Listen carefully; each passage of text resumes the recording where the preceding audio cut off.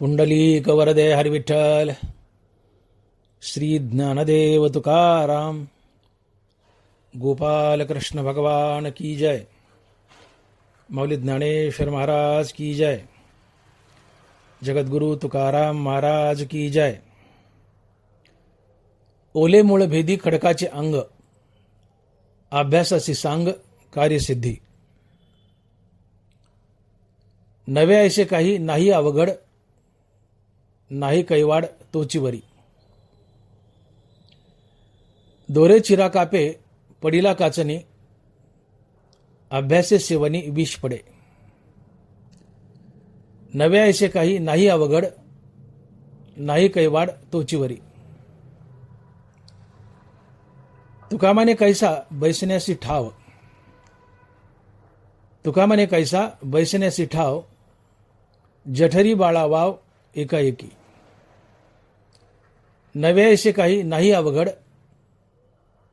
नाही कैवाड तोचीवरी.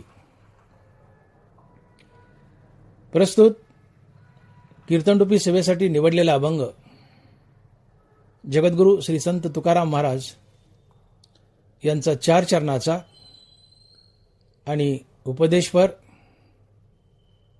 व कर्तव्यपर प्रकरणातील अभंग आहे.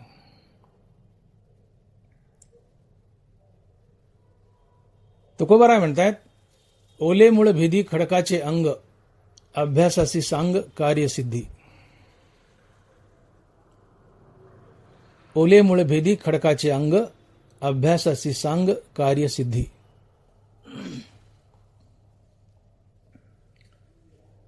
तुकोबाराय या अभंगातून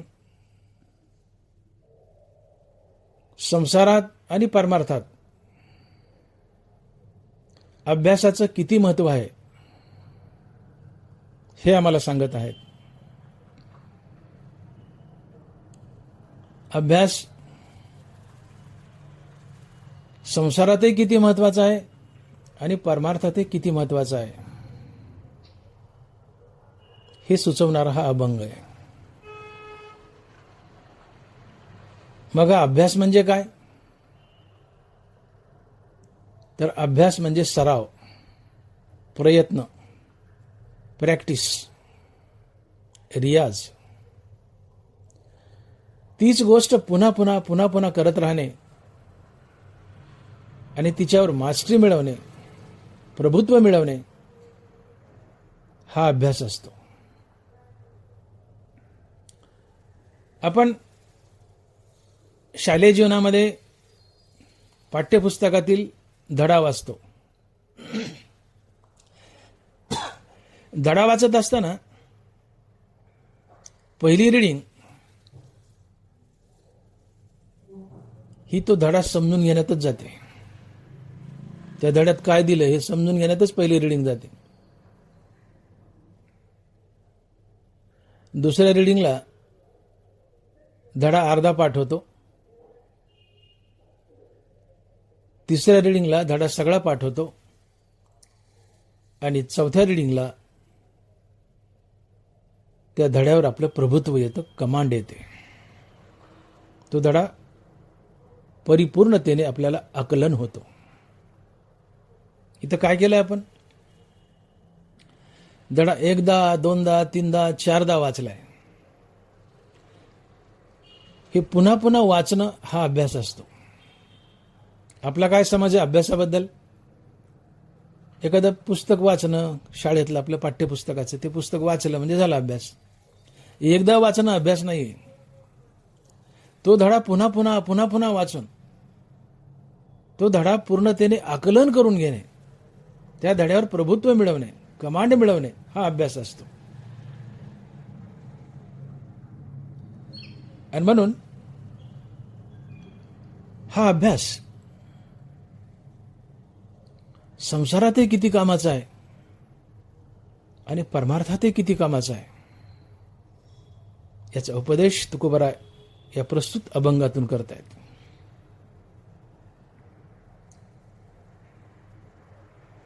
तुकोबारायला या अभंगातून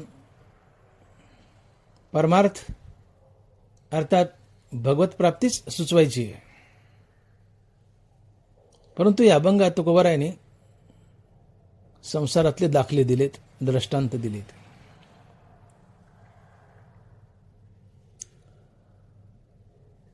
तुकोबाराय एका दुसऱ्या अभंगात बोलतायत की असाध्य ते साध्य करिता सायास, कारण अभ्यास तुका म्हणे. तुकोबाराय म्हणतायत की कितीही असाध्य गोष्ट असू द्या, ती अभ्यासानं साध्य होते. कितीही अवघड गोष्ट असू द्या, ती अभ्यासानं सोपी होते आणि आपल्याला अवगत होते. आपण फक्त अभ्यास करत राहावा. आपण फक्त अभ्यास करत राहावा. असाध्य गोष्ट साध्य होते. आपण म्हणतो ना दैनंदिन जीवनात, वाळूचे कण रगडिता तेलही गळे. आता खरोखर जर पाहिलं तर एक ट्रकभर जर वाळू रगडली तर त्याला किती टाक्या तेल निघल? ट्रकभर वाळू रगडली, किती डबे तेल निघल? नुसता फोपाटाच निघल, नुसता फोपाटा. पण एक स्लोगन आहे, म्हण आहे,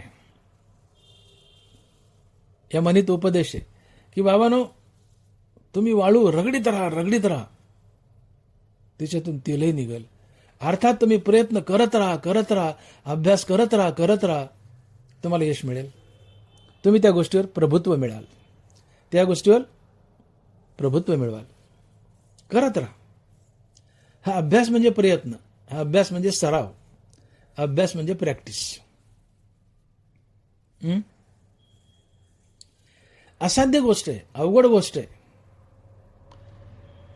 परंतु अभ्यासानं ती आम्हाला प्राप्त होऊ शकते. इतक्या सहज नाही, कष्टाने होत नाही, पण अभ्यासानं ती आम्हाला प्राप्त होते, जरी असाध्य असली, अवघड असली तरीही. काही असाध्य गोष्टी आहेत, अभ्यासानं त्या साध्य होतात. याचं उदाहरण सांगताना ज्ञानोबा लिहितात ज्ञानेश्वरीत की अभ्यासाचे निबळे एकागती अंतराळे, व्याघ्र सर्प प्रांजळे केले एके. तुम्ही जर प्रॅक्टिस केली, सराव केला, अभ्यास केला, तर तुम्ही अंतराळात, या अवकाशात पायी चालू शकता. जसे पक्षी उडतात तसं उडता नाही आलं तरी पायी चालू शकता तुम्ही आभाळात, आकाशात. अभ्यासाचे निबळे एकागती अंतराळे, व्याघ्र सर्प प्रांजळे केले एके. अभ्यास केला, प्रॅक्टिस केली, सराव केला, तर तुम्ही अवकाशात, आकाशात पायी चालू शकता. हे अशक्य, असाध्य, पण ते साध्य होतं अभ्यासानं. हे ज्ञानोबा बोलतायत.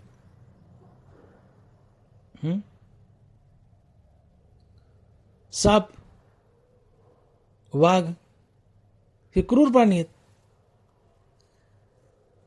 पण अभ्यासानं, प्रयत्नानं, सरावानं तुम्ही सर्पाशी आणि वाघाशी मैत्री करू शकता. आणि म्हणून घरात साप निघाला तर ते साप पकडायला सर्पमित्र बोलवतात. त्यांचं नाव आहे सर्पमित्र. सर्पाशी मैत्री का? अभ्यास, सराव, प्रॅक्टिस.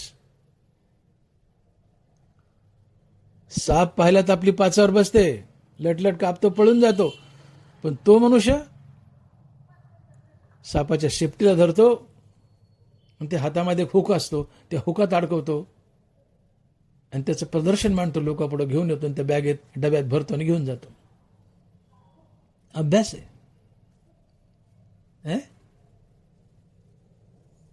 सगळ्याला जमतं का साप पकडायला? नाही जमत. त्याचा अभ्यास करावा लागतो. तो सर्पमित्र होतो, साप पकडतो. आणि सापालाही कळतं की याच्यापासून मला धोका नाही, म्हणून साप ग बसतो. सापालाही त्या जाणीवा, फिलिंग, संवेदना असतात की आपल्याला कोण मारतंय आणि कोण नुसतं पकडून सुरक्षित जागेवर सोडतंय. सापही ओळखत असतो, म्हणून सर्पमित्राला साप चावत नाही, शांत असतो. अभ्यासानं तुम्ही सर्पाशी मैत्री करू शकता, क्रूर अशा वाघाशी मैत्री करू शकता. व्याघ्र आणि कृपाळू, अग्नी आणि शीतळू हे दुर्लभ जीदातार. सांगे सर्पे संगे खिळो येईल, व्याघ्र संगती सिद्धी जाईल. हे ज्ञानोबराय नामदेव महाराजांनी बोललेलं आहे. पण ते ज्ञानोबराय बोलतायत हे जरी असं असलं आम्ही बोललो तरीही अभ्यास केला तर सापासोबत खेळता येईल, साप तुमचा मित्र होईल. सापासोबत खेळता येत नसतं, पण अभ्यास केला, सराव केला, प्रयत्न केला तर सापासोबत खेळता येतं, साप तुमचा मित्र होतो. अभ्यास अभ्यास अभ्यासापुढं काहीच कठीण नाही. म्हणून अभ्यासाशी काही सर्वथा दुष्कर नाही. अभ्यासापुढं काहीच कठीण नाही. अभ्यासानं तुम्ही काही प्राप्त करू शकता. विष की आहारी पडे समुद्री पायवाट जोडे, एकी वाघ ब्रह्म थोकडे अभ्यास केले. विष की आहारी पडे, अभ्यासानं अर्थात प्रॅक्टिस सराव केल्यानं तुम्ही विषही पचवू शकता. विषही पचवू शकता. समुद्राच्या पाण्यावर पायी चालू शकता. हा अभ्यास आहे. आणि मग ज्ञानोबा लिहितात की म्हणून या अभ्यासाशी काही सर्वथा दुष्कर नाही, या लागी माझ्या ठाई अभ्यासे मिळे. अभ्यासापुढे काहीच कठीण नाही. तुम्ही अंतराळात पायी चालू शकता, समुद्राच्या पाण्यावर पायी चालू शकता, सर्प आणि वाघासोबत मैत्री करू शकता, विष पचवू शकता. हा अभ्यास, ही प्रॅक्टिस आहे, सराव आहे. अभ्यासाशी काही सर्वथा दुष्कर नाही. आणि म्हणून असाध्य ते साध्य करिता सायास, कारण अभ्यास तुका म्हणे. तुकोबाराय म्हणतात अभ्यासाच्या बळावर कुठलीही असाध्य गोष्ट तुम्ही साध्य करू शकता. किती महाकठीण गोष्ट तुम्ही सहज प्राप्त करू शकता.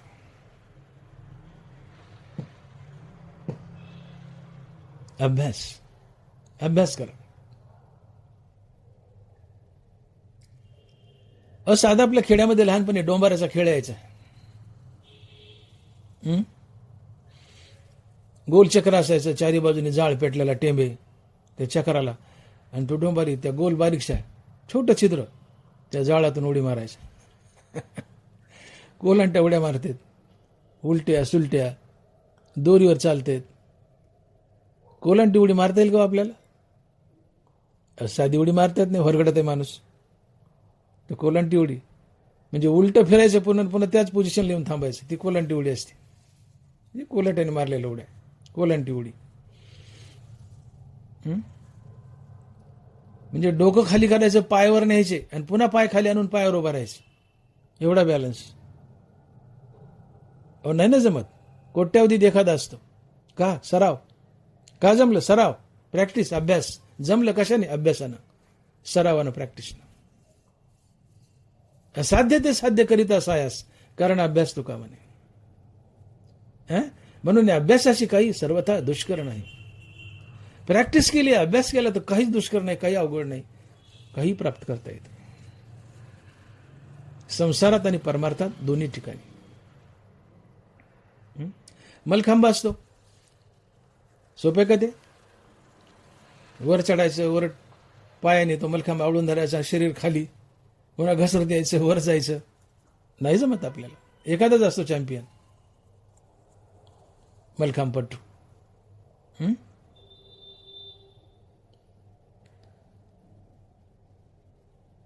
हे ना, त्या डोंबाऱ्याच्या बारीक बारीक पुरी असतात, दोरीहून चालतात. करंगडीसारखी दोरी, त्याच्यावर त्या काठी हातात असतील, बॅलन्स करत चालते. साधी कंपाऊंड वाल घ्या घराची, गच्चीवर कंपाऊंड वाल असते, तुमच्या हातात मोठा वेळू घ्या आणि कंपाऊंड वालवरून चाला. 1 फुटाची, 10 इंच किंवा 1 फुटाची कंपाऊंड वाल असते, तिचा वरचा टॉप. चाला वर कंपाऊंड वालून काठी घेऊन. डोळे गरगर फिरतात, पटकन खाली पडताल तिकडं पॅसेजमध्ये, जीव जाईल. डोंबऱ्याची पोरगी, बारीक पोरगी हो, 8-10 वर्षाची पोरगी असते, इकडे ढोल वाजवत आणि बॅलन्स करून त्या काठीने बोट फसित त्या दोरीत, दोरीवरून चालते.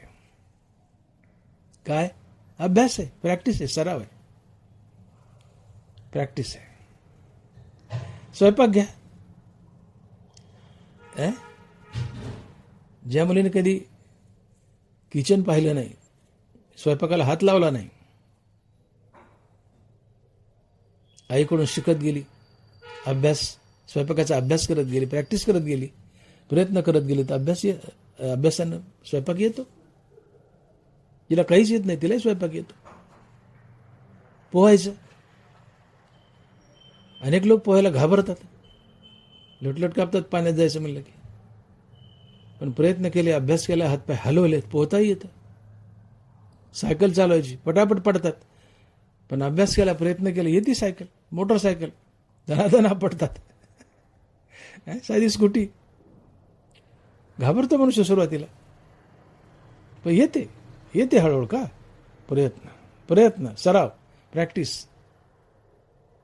वाळूचे कण रगडीता तेलही गळे. प्रॅक्टिस आहे, अभ्यास आहे, हाच अभ्यास आहे, प्रॅक्टिस हाच अभ्यास आहे. अभ्यासानं सरावानं सगळं जमतं. अनेक उदाहरण आहेत. आईच्या पोटातून कुणी काही शिकून आलेलं नसतं. प्रत्येक गोष्ट इथं आम्हाला शिकावी लागते आणि ती अभ्यासानंच येते, प्रयत्नानंच येते, सरावानंच येते. आणि सराव, प्रयत्नाने अभ्यास केला नाही तर आम्हाला काही येत नाही. आज असे कित्येक लोक आहेत की ज्यांना सायकल चालवता येत नाही, मोटरसायकल तर सोडा, सायकल चालवता येत नाही. जीप आणि कार आणि बस आणि ट्रक ते लांबच राहिले. सायकल येत नाही. का? प्रॅक्टिसच केली नाही, अभ्यासच केला नाही सायकल चालवण्याचा.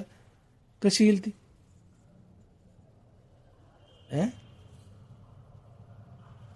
आणि मग असाध्य ते साध्य करिता सायास, कारण अभ्यास तुका म्हणे. कुठलीही असाध्य गोष्ट साध्य होते, अभ्यास असेल, प्रयत्न असेल तर. पण प्रयत्नच केला नाही तर काय येईल तुम्हाला? आणि मग येड्यासारखं म्हणायचं, मी लय मोठ्या घरची आहे आणि मला स्वयंपाक येत नाही. अगं कसा येईल? अभ्यास कर ना, स्वयंपाकाचा अभ्यास कर, येईल तुलाही. आयटीच सांगायचं लग्न जमायला आलं, स्वयंपाक येतो का? नाही, आमची पोरगी कधी किचनमध्ये गेलीच नाही, तुला स्वयंपाकाचं काहीच माहीत नाही. आयटीत आजी नाही तर आई सांगते. अगं येईल ना, येईल, तिलाही स्वयंपाक येईल. स्वयंपाकाचा अभ्यास कर, तुझ्यासोबत घे, शिकव ना तिला. हळद, तीट, मीठ, लसूण, फसून, जिरे मिरे किती घालायचे शिकव ना, येईल. अभ्यास कर, प्रयत्न कर. सगळे येतं अभ्यासानं. पण करायचाच नाही अभ्यास तर येईल काय? करायचेच नाही प्रयत्न तर काय येईल मग? आणि मग असाध्य ते साध्य करिता सायास, कारण अभ्यास तुका म्हणे. अभ्यासापुढं, प्रयत्नापुढं काही असाध्य नाही. अभ्यासानं प्रत्येक गोष्ट साध्य होते. प्रत्येक गोष्ट तुम्ही शिकता, त्याच्यावर प्रभुत्व मिळवता. म्हणून अभ्यास करा, संसारात आणि परमार्थात आहे. तुम्हाला सगळं येईल, सगळं येईल. एकदा एका माणसाची मसाड व्याली, म्हैस असते, म्हैस व्याली, आणि वगारू झालं तिला, टोनग. आता अंगणातच गोठा होता, गोठा. ते गोठा उघडा होता. मसाड मोठी, तिला काही धोका नाही, पण त्या लहान वगाराला कुत्रे तोडतात, वचके तोडतात त्याची, लहान वगाराची. म्हणून ती घर मालकीन त्या मसाडाची धार काढली की ते वगरू असं कवटाळ्यात उचलायचं आणि आत घरात घेऊन जायची. आता सुरुवातीला काय 10-15 किलोचं असेल ते वगरू. माणसाचं, बाईचं लेकूर असतं हार्डली 3 किलोचं, पण हे जनावराचं आहे, मोठे 10-15 किलो असेल. ती बाई उचलायची आणि घरात न्यायची.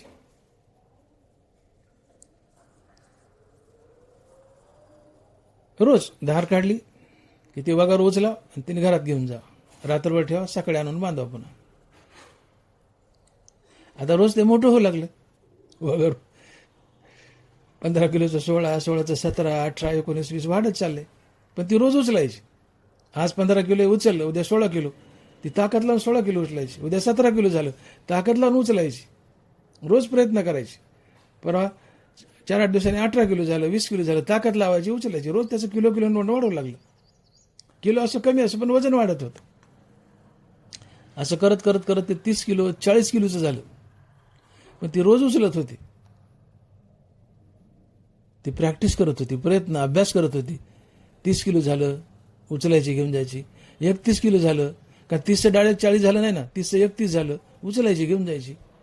31चं 32 झालं, उचलायची घेऊन जायची. 32चं 33 झालं, उचलायची घेऊन जायची.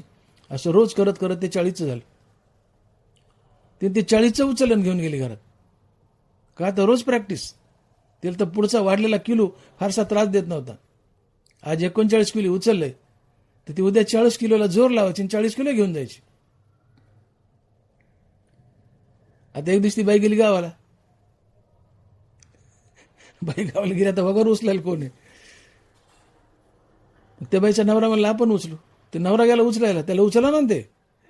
एकदम 40 किलोचं वगैरे त्या नवऱ्याला उचला ना. ते म्हणलं माझी बायको कशी काय उचली असेल बा, बायको असं उचली मला गडी असं उचला ना. त्याला नाही उचललं ते 40 किलोचं. रातभर बाहेर झोपला गोठ्यात राखण. दुसऱ्या दिवशी गावात बायको आली. म्हणली का बाहेर झोपलात. म्हणले वगैरे राखण. उचललं काय नाही. अरे मला उचला ना म्हणले. हसायला लागली. ते म्हणलं तू कशी उचलती. ती म्हणली अभ्यास. तू कसं उचलती याचं उत्तर अभ्यास, प्रयत्न, सराव. रोज त्याचं अर्धा किलो वजन वाढत होतं. 20चं 21, आज 20 उचललं, उद्या 21 उचलायची मी प्रॅक्टिस केली, सराव केला.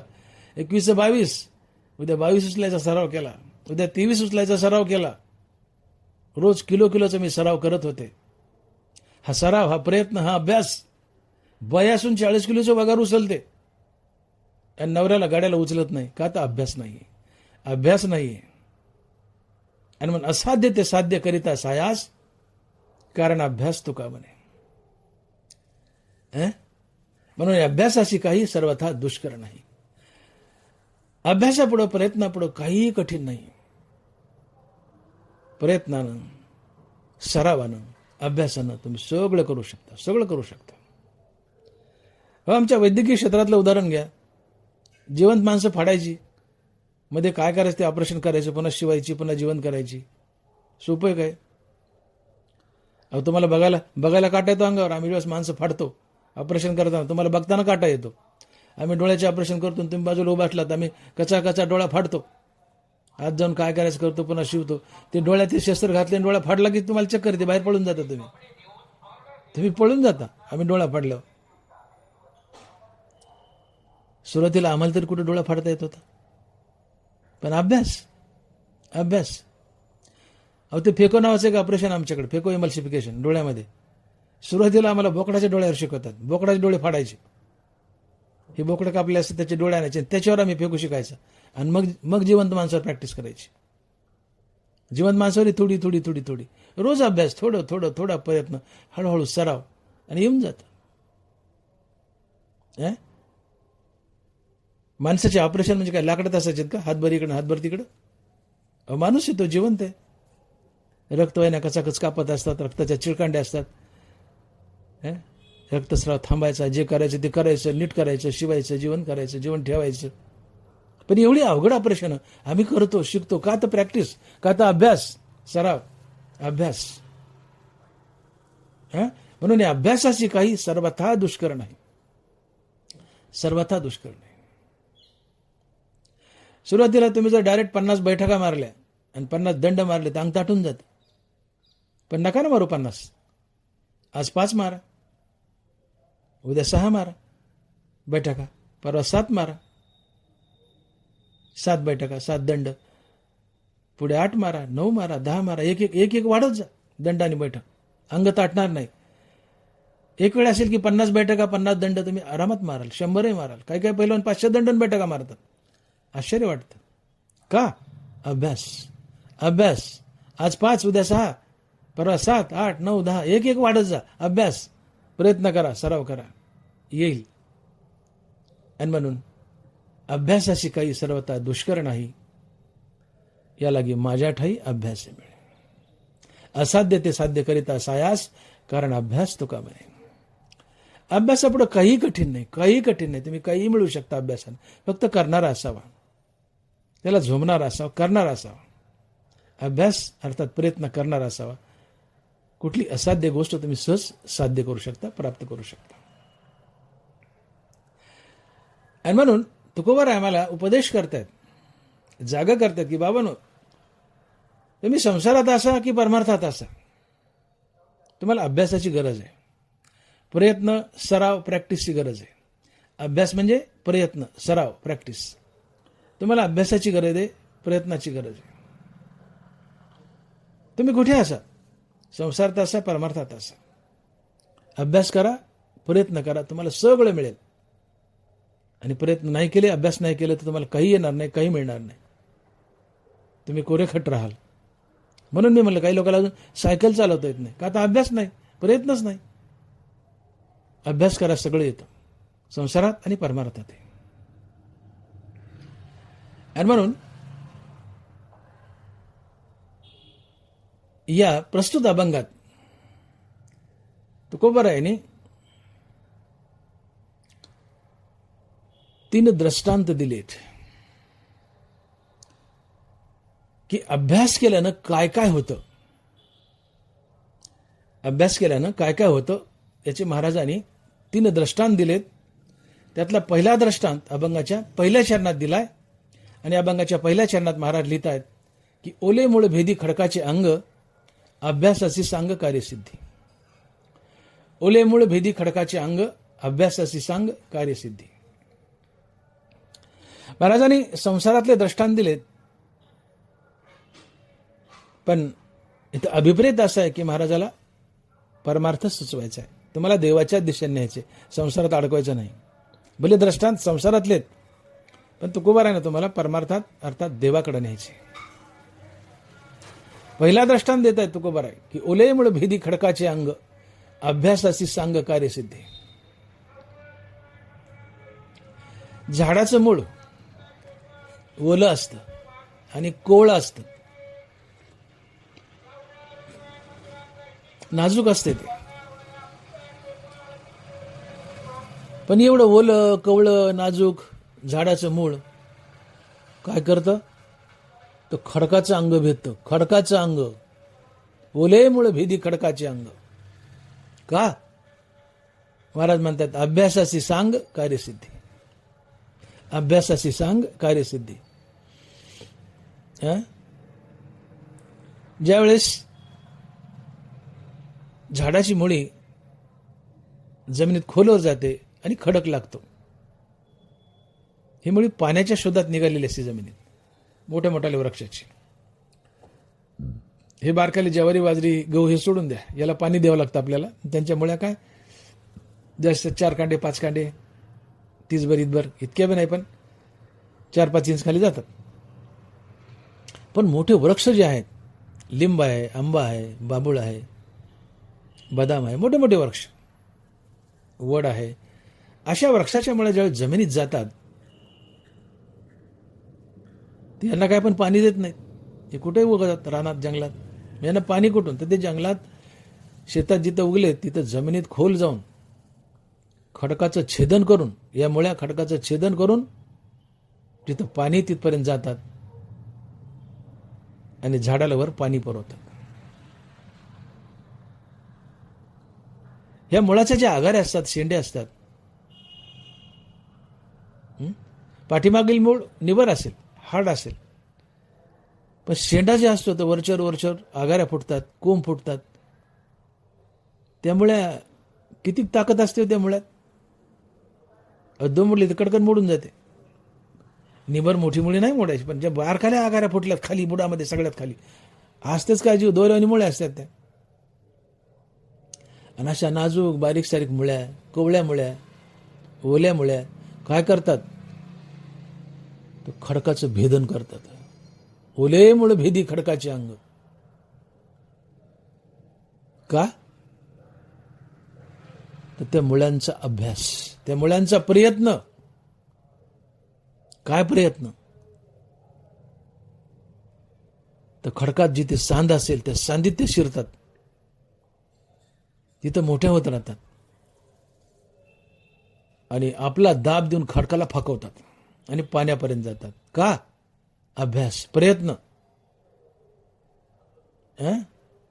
प्रयत्न आहे. वाळूचे कण रगडिता तेलही गळे, हा प्रयत्न आहे. त्या बारीकशा नाजूक रूट्सला, त्या मुळाला असं रूट कॅप असतं. मूळ नाजूक असतं पण त्याला कॅप असतो शेंड्याला. हा कॅप थोडा हार्ड असतो, खूप हार्ड असतो. तो कॅप निबार असतो. एखादी भेग, छिद्र दिसलं, सापट दिसली खडकात की त्यात शिरतं, ते वाढत जातं आणि ते मोठं होऊन त्या खडकाला दाबतं बाजूला आणि ते खाली पाण्यापर्यंत जातं. का? प्रयत्न आहे. ती कॅप, रूट कॅप जी हार्ड असते ती दाबीत जाते, फुटत जाते, दाबीत जाते, फुटत जाते, वाढत जाते, पुढे चालते, खडकाला दाबते आणि शेवटी निबर मूळ बनतं पाण्याला गेल्यावर. या मुळातून काही कुठला द्राव, काही सिक्रिट होत नाहीत. कुठला पातळ पदार्थ त्या मुळाच्या शेंड्यातून येत नाही की ज्या पातळ पदार्थामुळे, द्रावामुळं खडक विरघळलाय आणि मग मूळ शिरले. नाही, तसं नाहीये. त्या मुळाच्या शेंड्याला रूट असते, रूट कॅप. ते रूट कॅपच थोडं हार्ड असते, निबार असते. ते घुसत चालते खडकाच्या भेगा, सापटीत वाढत चालते, रुंदत चालते, आपल्या दाबाने खडकाला फाकवतं आणि पाण्यापर्यंत जातं. काय? त्या मुळाचा अभ्यास, त्या मुळाचा प्रयत्न आहे की मी पाण्यापर्यंत जाईलच. ही जिद्द आहे त्या मुळाची, तो प्रयत्न आहे, अभ्यास आहे. आणि ओलं मूळ आपल्या अभ्यासानं, आपल्या प्रयत्नानं काय करतंय तर ओले मूळ भेदी खडकाचे अंग, अभ्यास अशी सांग कार्यसिद्धी. अरे मग प्रयत्नानं, अभ्यासानं या ओल्या मुळानं खडक भेदलाय आणि पाण्यापर्यंत गेलंय, तर तुम्ही त्या मुळापेक्षा दांडगे, दुंडगे, निबरडक आहेत ना. ते ओले कवळे, तुम्ही दांडगे, निबरडक आहेत ना. तुम्ही प्रत्येक गोष्टीचा अभ्यास करा, काही भेदू शकता, काही प्राप्त करू शकता. आणि म्हणून असाध्य ते साध्य करिता सायास, कारण अभ्यास तुका म्हणे. मजाक आहे का खडक भेदणं म्हणजे? आणि ते ओलं मूळ. अहो, तुम्ही विहीर फोडताना विहिरीच्या काठावर उभे राहा. आता तरी मशीन निघल्यात. आपल्या लहानपणी ज्यावेळेस आपण लहान होतो, एक 50 वर्ष मागे जा, गोबे घ्यायचे जवळजवळ, म्हणजे छिद्र करायचे खडकात पाहरीने, त्यात दारू भरायची, बार घ्यायचे, ती वात लावून कुठं थोडंसं रान उलथायचं. आता आली ब्लास्टिंग मशीन वगैरे, मोठमोठ्या मशीन आल्या, JCB, PCB काय काय असेल आल्यात मशीन, ब्लास्टिंग मशीन फोडणाऱ्या. ज्याला यंत्रानं ब्लास्ट करून फोडावं लागतं ज्या खडकाला, घनाने हातोड्याने फुटत नाही, दारून लवकर फुटत नाही, बार घेऊन फुटत नाही, असा खडक ओलं मूळ भेदन करतं. का? तर अभ्यास, प्रयत्न. तुम्ही पाषाणाच्या खडकावर बसावर हातोडे मारीत, हाताला मुंग्या येतात पण फुटत नाही, एवढा निबार असतो. आणि असा पाषाण भेदून मूळ जाती पाण्याला, पाषाण भेदून मुळ्या पाण्याला जातात. काय? अभ्यास. काय कारण? अभ्यास, प्रयत्न. आणि म्हणून अभ्यासाची काही सर्वथा दुष्कर नाही. अभ्यासापुढं, प्रयत्नापुढं काही कठीण नाही, सगळं मिळतं.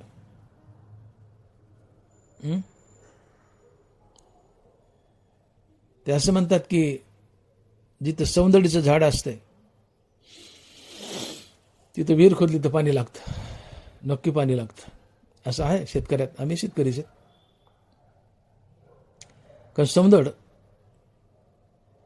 बाकीचे प्लांट्स जातात पण सौंदर्य निश्चयानं पाण्यापर्यंत जातीस, तिचं मूळ पाणी गाठतीस. ओलं मूळ सौंदर्याचं, पण खडकाला भेदन करत करत करत करत पाणी गाठते. आणि जिथं सौंदर्याचे झाड आहेत तिथं लोक विहिरी खोदतात, तिथं निश्चयानं पाणी लागतं. खोलवर का होत नाही पण लागतं पाणी, ती विहीर कोरडी जात नाही.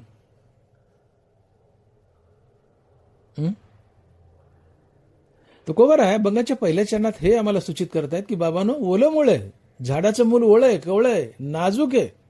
हे ओलं, कवळं, नाजूक मूळ, पण काय? खडकाचं अंग भेदतं, खडकाला फोडून पाण्यापर्यंत जातं.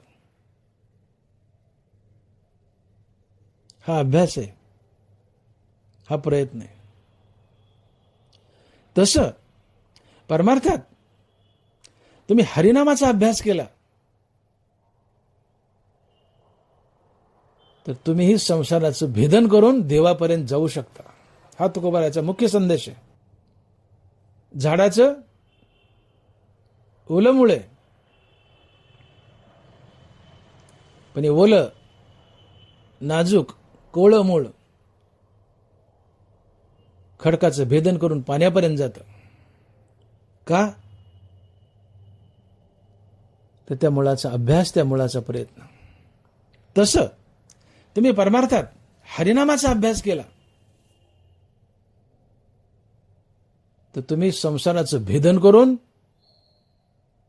भगवंतापर्यंत पोहोचू शकता. हा अभंगाचा मुख्य संदेश आहे. म्हणून तुकोबाराय आम्हाला संसारिक आणि परमार्थिक दोन्ही अभ्यासयोग शिकवतात. संसारातला अभ्यास आणि परमार्थातला अभ्यास. या जरी दृष्टांत संसारातले असले तर इशारा परमार्थाकडेच आहे. अभ्यासानं, हरिनामाच्या अभ्यासानं तुम्ही देव गाठू शकता. हा महत्वाचा इशारा आहे तुकोबारायच्या अभंगात. आणि हा अभ्यासयोग सांगताना ज्ञानोबाराय 12व्या अध्यायात 4च ओव्या खर्च करतायत. आणि या 4 वयातून देवाची प्राप्ती कशी करावी हे ज्ञानोबाराय आम्हाला शिकवतायत. ज्ञानोबारायच्या अभ्यास योगातील या 4 वया जर तुम्ही अभ्यासल्या तर तुम्हाला बाकीची ज्ञानेश्वरी नाही वाचली तरी चालेल.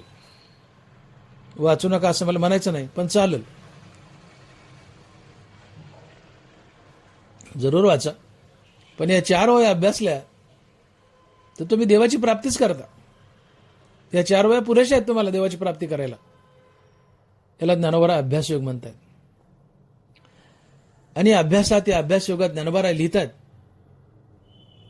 तरी गा ऐसे करी या 8 पहारा माझारी मोटके निमिषभरी दे तू जाय. मग जे जे का निमिख देखेल माझे सुख ती तुले अरोचक विषयी घेईल. जैसा शरद काल उरगे आणि सरिता ओटू लागे तसे चित्त काढेल वेगे प्रपंचोनी. मग भोगातून निघता चित्त मज माझी रिगता हळूहळू पंडुसुता मीची होईल, मीची होईल. या 4 वयातून ज्ञानोबारायांनी संसार कसा जिंकावा याची युक्ती सांगितली आणि याला ज्ञानोबाराय अभ्यासयोग म्हणतायत. तुकोबाराने हेच सांगायचे की अभ्यासानं तुम्ही संसारातली प्रत्येक गोष्ट प्राप्त करू शकता. तसं हरिनामाच्या अभ्यासानं परमार्थातली तुम्ही प्रत्येक गोष्ट प्राप्त करू शकता. देव देखील प्राप्त करू शकता.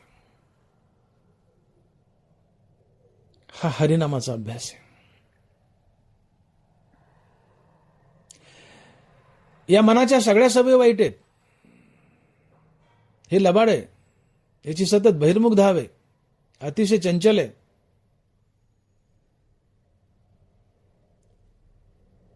याला सारखे विषय भोगावे वाटतात. मन आणि इंद्रिय सतत बाहेर पडत असतात आणि विषयात चरत असतात. या विषया वाचून काही अनिक सर्वथा रम्य नाही ऐसा स्वभावची पाही इंद्रियाचा. या जगात फक्त सुख मिळतं ते विषयानीच असं मनाची आणि इंद्रियाची समज झाली आहे. जगातात कशातच सुख नाही, सुख आहे ते फक्त विषय भोगात असं मन आणि इंद्रिय समजतात. आणि म्हणून मन आणि इंद्रिय सातत्यानं बाहेर धावत असतात, विषयात चरत असतात, विषय भोगतात. आणि मग अशा विषय भोगाला चटावलेल्या इंद्रियांना, विषय भोगाला चटवलेल्या मनाला अंतर्मुख करून हरिनामात स्थिर करायचंय तर ते सहजासहजी घडत नाही. याला हरिनामाचा अभ्यासच लागतो. तेव्हा मन आणि इंद्रिय अंतर्मुख होतात, हरिनामात स्थिरवतात, भगवंताच्या चरणावर स्थिरवतात. आणि मग परमार्थात ते अभ्यास लागतो, तो अभ्यास आहे हरिनामाचा. का? तर मन आणि इंद्रियांना या अभ्यासानं आवर घालायचं आहे. नाहीत आवरत इंद्रिय. इंद्रियाचे दिने आम्हा केले नारायणे. तो खूप बरं आहे. इंद्रियाचे हीन दिन झाला होता आम्ही. इंद्रियाचा पकडा आहे आमच्यावर.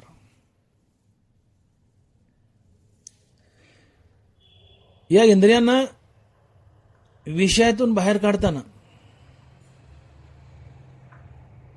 किती दुःख होतं. याचं उदाहरण देताना ज्ञानोबा लिहित आहेत. ज्ञानोबा लिहित आहेत, सारसाही बिघडता होय वहावनी वत्स काढिता, ना भनंगू दवडिता भानयावरुणी. माऊली म्हणतायत, सारस नावाचा पक्षी आहे, मेल फिमेल नवरा बायको. जर ते एकमेकापासून दूर गेले, ताटातूट झाली त्यांची, तर ते रात्रभर दिवसभर एकमेकांना शोधत असतात. आणि एकमेकांना शोधताना जेवढं दुःख होतं तेवढं दुःख इंद्रियांना विषयातून बाहेर निघताना होतं.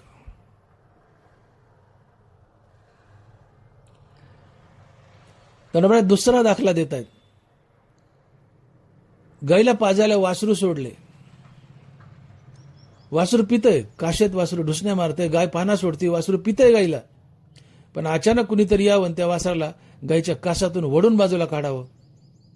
गायीच्या कासातून पित असताना वासरू बाजूला वडले, कासातून बाजूला वडले. वासराला जेवढं दुःख होतं तेवढं दुःख इंद्रियांना विषयातून बाहेर निघताना होतं. तिसरा दृष्टांत ज्ञानोबा देत आहे. माऊली म्हणतात, 4 दिवसाचा उपवासी मनुष्य आहे, 4 दिवसाचा उपवासी आहे, आणि त्याला अचानक आज जेवण मिळालंय 4 दिवसांनी. तो जेवायला बसलाय आणि कुणीतरी आलंय आणि दंडाला धरलंय आणि खात्या ताटावरून हाकलून दिले, एकही घास खाऊ दिलं नाही, खात्या ताटावरून हाकलून दिले. 4 दिवसाचा उपाशी, पोटात कार पाडलाय, अन्नाच्या ताटावर बसलाय आणि खायला सुरुवात केली तर कुणीतरी आलं, दंडाला धरलं, मला उठून हाकलून दिला. 4 दिवसाचा उपाशी खात्या ताटावरून उठवलाय. जे दुःख होतं ते दुःख इंद्रियांना विषयातून बाहेर निघताना होतं. यावर ज्ञानोबा थांबले नाही, पुढे अजून 2 दृष्टांत देत आहेत. माऊली लिहित आहेत, पै माये पुढे बाळक काळे नेता एकुलते एक, होय का उदक तुटता मिनी. एखादी बाई एकुलते एक लेकरू आहे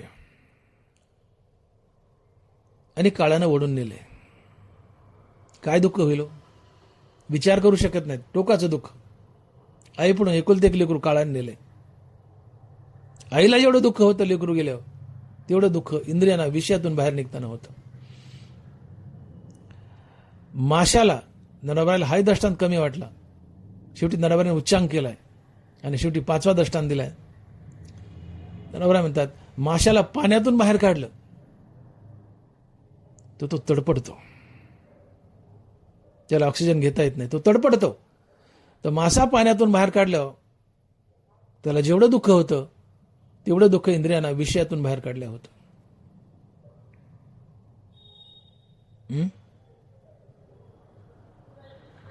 आणि इंद्रियासोबत त्या माणसालाही होतं. जर लौकिक पातळीवर जगत असेल तर, लौकिक पातळीवर जगत असेल तर.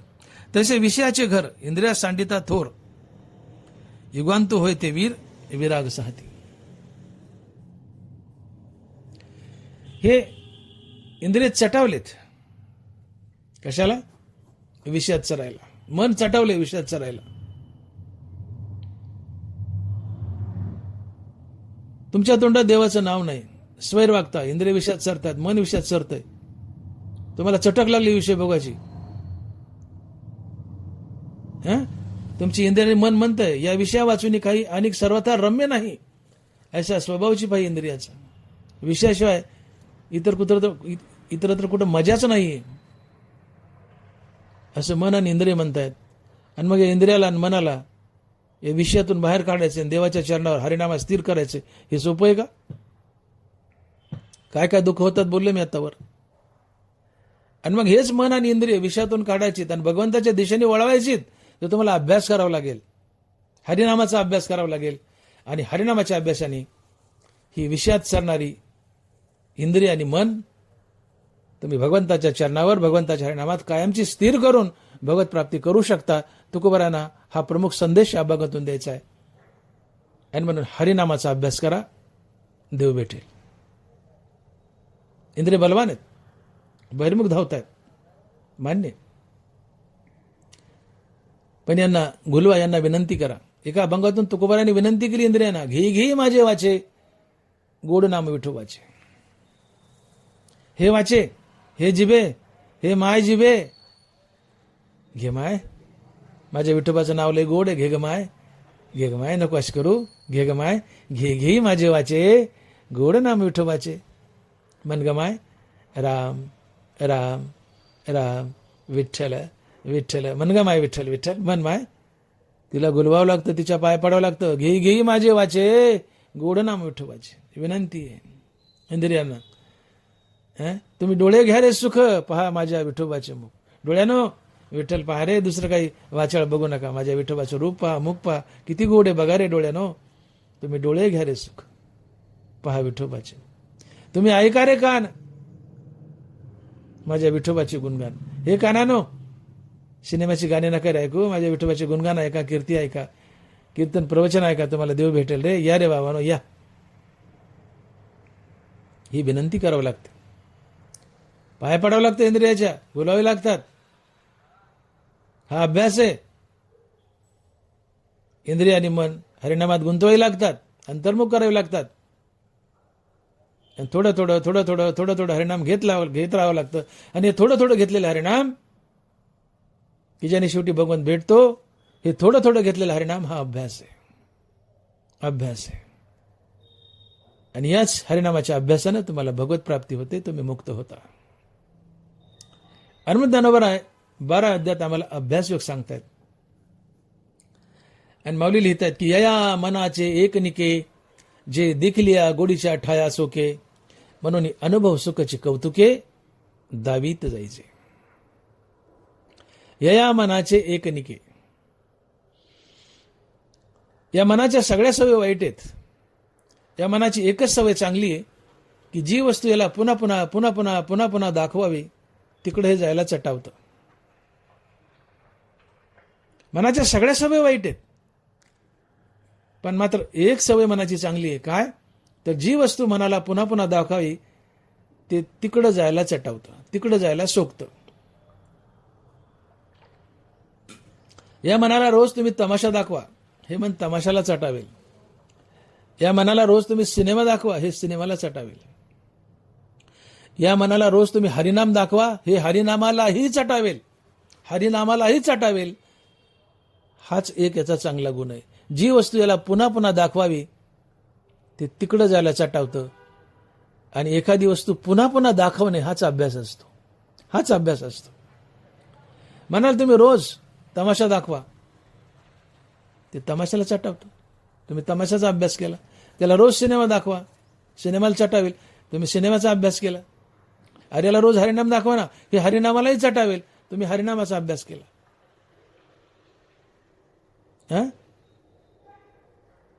आणि मग ज्ञानोबा अभ्यास योगात आम्हाला युक्ती सांगतायत की तरी गा ऐसे करी या आटा पहारा माझारी, मोटके निमिष भरू दे तुझाय. बाबा अर्जुनाला सांगतायत, म्हणजे आम्हाला सांगतायत की बाबा दिवसामध्ये 8 पहार आहेत, 8 प्रहर आहेत. त्याला आपण पहार म्हणतो. सकाळ, दुपार, तिसरा पहार, संध्याकाळ, ही आपली गावरान भाषा पहार, पण ते प्रहर आहे. एकूण 8 प्रहर आहेत. या 8 प्रहरापैकी कुठल्याही एका प्रहरात तू एकदा राम म्हण. तरी का ऐसे करी या 8 पहारा माझारी, मोटके निमिष भरी देतो जाय. या 8 पहारापैकी कोणत्याही एका पहारात एकदा राम म्हण. आज एकदा राम म्हण, उद्या 2दा म्हण, परवा 3दा म्हण, नंतर 4दा 5दा, असं हरिनाम वाढवत जा. आणि रोज हरिनाम रामनाम थोडं थोडं वाढवत जाणं हा हरिनामाचा अभ्यास आहे. हरिनामाची प्रॅक्टिस आहे, हरिनामाचा सराव आहे, म्हणजेच अभ्यास आहे. तुम्ही रोज थोडं थोडं थोडं थोडं थोडं थोडं हरिनाम वाढवत जा. एक वेळ अशी येते की या मनाला कळून येतं की हरिनामातही गोडी आहे. मन म्हणतं माझा असा समज झालता की फक्त विषयातच गोडी आहे, पण बेटे हरिनामातही गोडी आहे असं मनाला उमजतं, कळतं. आणि मग त्याचा स्वभाव आहे, त्याला जिथं गोडी लागते तिकडे जायला चटावतं. मग त्याला रोज थोडं थोडं थोडं थोडं हरिनाम दाखवा. एक दिवस असेल की त्याला कळेल की हरिनामातही गोडी आहे, मग ते हरिनामालाही चटावेल. आणि ते हरिनामाला चटावलं, हरिनामात त्याला गोडी दिसली की ते हरिनामाला चटावेल, आणि हरिनामाला मन चटावलं की त्याला विषयाचा तिटकारा येईल, विषयाचा तिटकारा येईल आणि विषयातून काढता पाय घेईल. आणि मग ज्ञानोबा लिहितात की जे जे का निमिक देखेल माझे सुख, ते तुले अरोचक विषयी घेईल. अरोचक म्हणजे तिटकारा. या मनाला कळालंय की हरिनामात गोडी आहे, त्याला विषयाचा तिटकारा येईल आणि हरिनामात रमेल. आणि विषयाचा तिटकारा येणं हे वैराग्य असतं. विषयाचा तिटकारा येणं हे वैराग्य असते. आणि मग ज्ञानोबा पुढे लिहितात की जसा शरदकाल उरगे आणि सरिता ओटू लागे, तसे चित्त काढेल वेगे प्रपंचोनी. मन एकदा हरिनामात गुंतलं, त्याला कळालं की हरिनामातही मजा आहे, हरिनामात एक गोडी आहे, ते हरिनामात रमेल, त्याला विषयाचा तिटकारा येईल. आणि मग जसा शरद ऋतू आला की नद्या आटू लागतात, तसं हरिनामात एक गोडी हे मनाला कळलं की मन प्रपंचाला आटतं. आणि मन प्रपंचाला आटणं, मनाला विषयाचा तिटकारा येणं हे वैराग्य आहे. आणि वैराग्यानं देव भेटतो, ते हे विषय वैराग्य जे आत्मलाभाचे भाग्य येणे ब्रह्मानंदा योग्य जीव होते. आणि मग शेवटी 4व्या ज्ञानोबा लिहित आहेत की मग भोगातून निघता चित्त मज माझी रिगता, हळूहळू पंडूसुता मीची होईल. मग भोगातून निघता चित्त मज माझी रिगता, हळूहळू पंडूसुता मीची होईल, मीची होईल. हा अभ्यास योग्य. तुम्ही रोज 8 प्रहारापैकी एका प्रहारात एकदा राम म्हणा. आज एकदा राम, उद्या 2दा म्हणा, परवा 3दा राम म्हणा, नंतर 4दा 5दा असं राम नाम वाढवत जा. हे थोडं थोडं रामनाम घेणं हा रामनामाचा अभ्यास आहे, सराव आहे, प्रॅक्टिस आहे. रामनाम थोडं थोडं रोज वाढवत जा. एक वेळ असेल की या मनाला कळेल की अरे रामनामातही गोडी आहे, मग मी काय विषयाकडे धावतोय. त्याला रामनामात गोडी दिसली की रामनामाला ते चटावेल आणि त्याला विषयाचा तिटकारा येईल, त्याला संसाराचा वीट येईल. आणि मन संसाराला आटेल, संसारातून काढता पाय घेईल. आणि संसारातून काढता पाय घेणं, मनाला संसाराचा वीट येणं, विषयाचा वीट येणं हे वैराग्य असतं. आणि मग हे मन विषयातून संसारातून निघून हळूहळू हळूहळू भगवंतात शिरू लागेल. मन भोगातून निघेल, संसारातून निघेल, विषयातून निघेल आणि हळूहळू भगवंतात शिरू लागेल. आणि एकदा भगवंतात शिरलं की हरिनामानच ते एके दिवशी कायमचं भगवत स्वरूप बनेल. आणि मन भगवत स्वरूप बनणे ही मुक्ती असते. तसे चित्ताचे चैतन्य झाले यातायात निमाले घनानंद. तसे संकल्पोनी काढिले जयाचे मनची चैतन्य झाले, तेने एक दिशी परी व्यापिले लोकत्रय. ज्ञानोबा चित्ताचे चैतन्य झाले, मनची चैतन्य झाले, अर्थात मनाचं चैतन्य होणं, चित्ताचं चैतन्य होणं, अर्थात मन चित्त चैतन्यात विलीन होणं, मन चित्त देवात विलीन होणं, मन चित्त भगवंतात विलीन होणं हीच मुक्ती असते. अहंकारासहित मनाचा मनपणा नाहीसा होणं हीच मुक्ती आहे. मग इथं अहंकारासहित मन भगवंतात विलीन झाले ही मुक्ती आहे. आणि मग ज्ञानोबा लिहितात की मग भोगातून निघता चित्त मज माझी रिगता, हळूहळू पंडुसुता मीच होईल. चित्त आता विषयातून प्रपंचातून भोगातून निघले, भगवंतात शिरले. आणि मग या रामनामानं हळूहळू ते भगवत स्वरूप बनतं. भगवत स्वरूप बनलं की त्याचं अस्तित्व संपतं. तिथं अहंकारासहित मनाचा मनपणा नाहीसा होतो, तिथं त्याची अत्यंतिक निवृत्ती होते. आणि हे अहंकारासहित मनाचं भगवंतात मरणं ही मुक्ती असते. हा अभ्यास योग आहे. आणि मग तुकोबाराय आम्हाला जाग करतात की बाबानो, परमार्थ अवघड आहे, सोपं नाही, अवघड आहे. पण अवघड परमार्थ सोपा करता येतो कशानं? हरिनामाच्या अभ्यासानं. आम्ही विकारी आहेत, भोगी आहेत. आमचं मन इंद्रिय विषयात रममान होतात, आम्हाला विषयातच धावं वाटतं. मन सदा बहिर्मुख धावतंय, इंद्रिय बहिर्मुख धावतायत, विषयातच चरतोय आम्ही. परंतु हे विषयात धावणारं मन आणि इंद्रिय हरिनामाच्या अभ्यासानं अंतर्मुख करून भगवंताच्या चरणावर नामात स्थिरावून तुम्ही भगवत स्वरूप बनू शकता. कारण काय? तर अभ्यास. कारण अभ्यास तुका म्हणे. असाध्य ते साध्य करिता सायास. कारण अभ्यास तुका म्हणे. अभ्यासानं काही मिळू शकता संसारात आणि परमार्थात. अभ्यासानं सांसारिक वस्तू आणि अभ्यासानं परमार्थात देवही मिळू शकतात. तुम्ही देव बनता, नराचं नारायण बनता. अवघड आहे. परमार्थाची गुढी लागणं अवघड आहे, कारण इंद्रिय बहिर्मुख धावत आहेत. परमार्थाची गुढी सहजासहजी लागत नाही. उद्धव भागवतामध्ये भगवान श्रीकृष्णाला एक सुंदर प्रश्न विचारतोय. उद्धव म्हणतो, देवा कृष्णा, ऐसी तुझी सुलभ भक्ती तरी आगवेची भक्ती का न करीती? ऐसी तुझी सुलभ भक्ती तरी आगवेची भक्ती का न करीती? देव म्हणे, भाग्याविन माझी भक्ती न घडे निश्चिती उद्धवा. याच वेळीत प्रश्न, याच वेळीत उत्तर बी आहे. उद्धव म्हणतो, कृष्णा तुझी भक्ती एवढी सोपी तर सगळे तुझी भक्ती का करत नाहीत? उद्धव देवाला म्हणतो, देवा तुझी भक्ती एवढी सोपी तर सगळे तुझी भक्ती का करत नाहीत? देव म्हणतायत, कृष्ण म्हणतायत, भाग्याविन माझी भक्ती न घडे निश्चिती उद्धवा. उद्धवा माझी भक्ती भाग्यवानालाच घडते, सगळ्याला घडत नाही. पण तुका म्हणे सोपे आहे सर्व म्हणे. शहाणा तो धनी निवडीत. हरिनाम सोपं आहे, भक्ती सोपी आहे, पण शहाण्यासाठी, ज्याचा विवेक जागा झालाय त्याच्यासाठी, कोणासाठी नाहीये. आणि मग भांडवल गाठी तरीच विश्वास. पण पुण्यपदी नाही, गडगंजे पाप आहे. माणसाला देव आवडत नाही, देव पटत नाही, मुखानं हरिनाम घ्या वाटत नाही. हरिनामापासून मनुष्य दूर जातो का? तर तुका म्हणे नाड, तुका म्हणे नाड, पाप ठाके हिताड. हे पाप आडवं येतं. आणि मग दंडबारा लिहितात की जन्म सहस्त्र ओळगीजे एक वेळ वाचेशी यावया. किती कठीण आहे. मुखात हरिनाम येणं बघा. जन्म सहस्त्र ओळगीजे एक वेळ वाचेशी यावया. पण अंजन मनानं तुमच्या मुखात यावं राम कृष्ण हरी, राम कृष्ण हरी, असं निर्मळ मनानं देवाचं नाव तोंडात यावं असं वाटतं असेल तर आधी देवाची हजारो जन्मात सेवा केलेली असावी लागते. तेव्हा कुठं एकदा देवाचं नाव तोंडात येतं. जन्म सहस्त्र ओळगीजे एक वेळ वाचेशी यावया. ओळगीजे म्हणजे सेवा करणे. इतकं हरिनाम मुखात येणं कठीण आहे. आणि मग इतकं हरिनाम मुखात येणं कठीण आहे,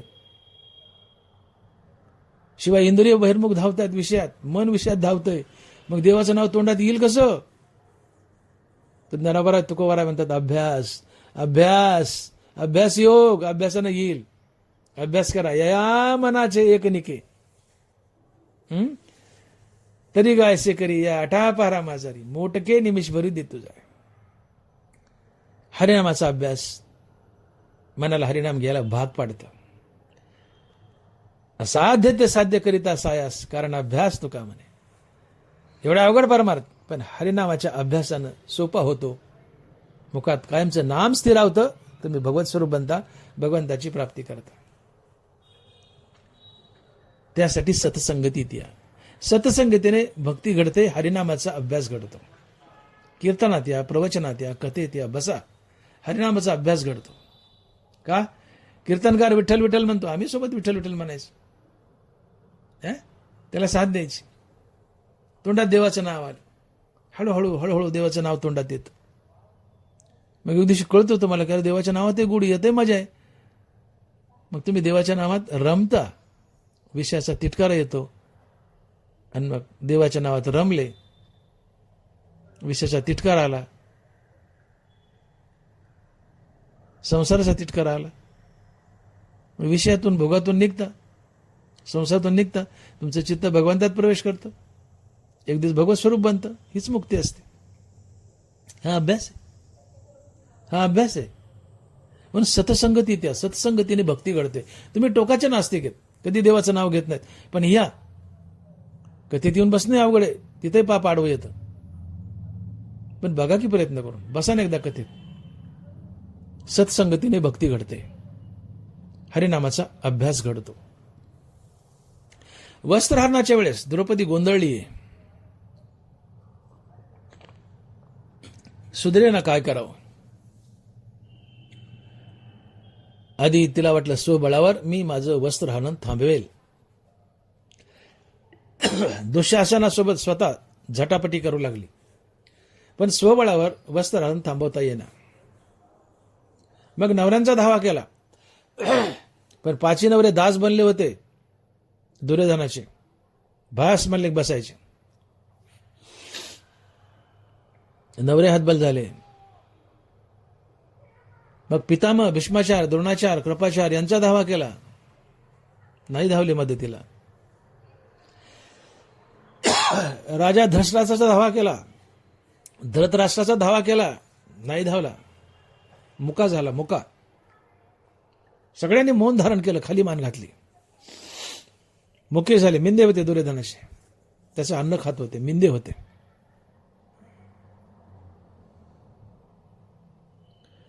आणि मग शेवटी तिला कृष्ण आठवला, उशिरा.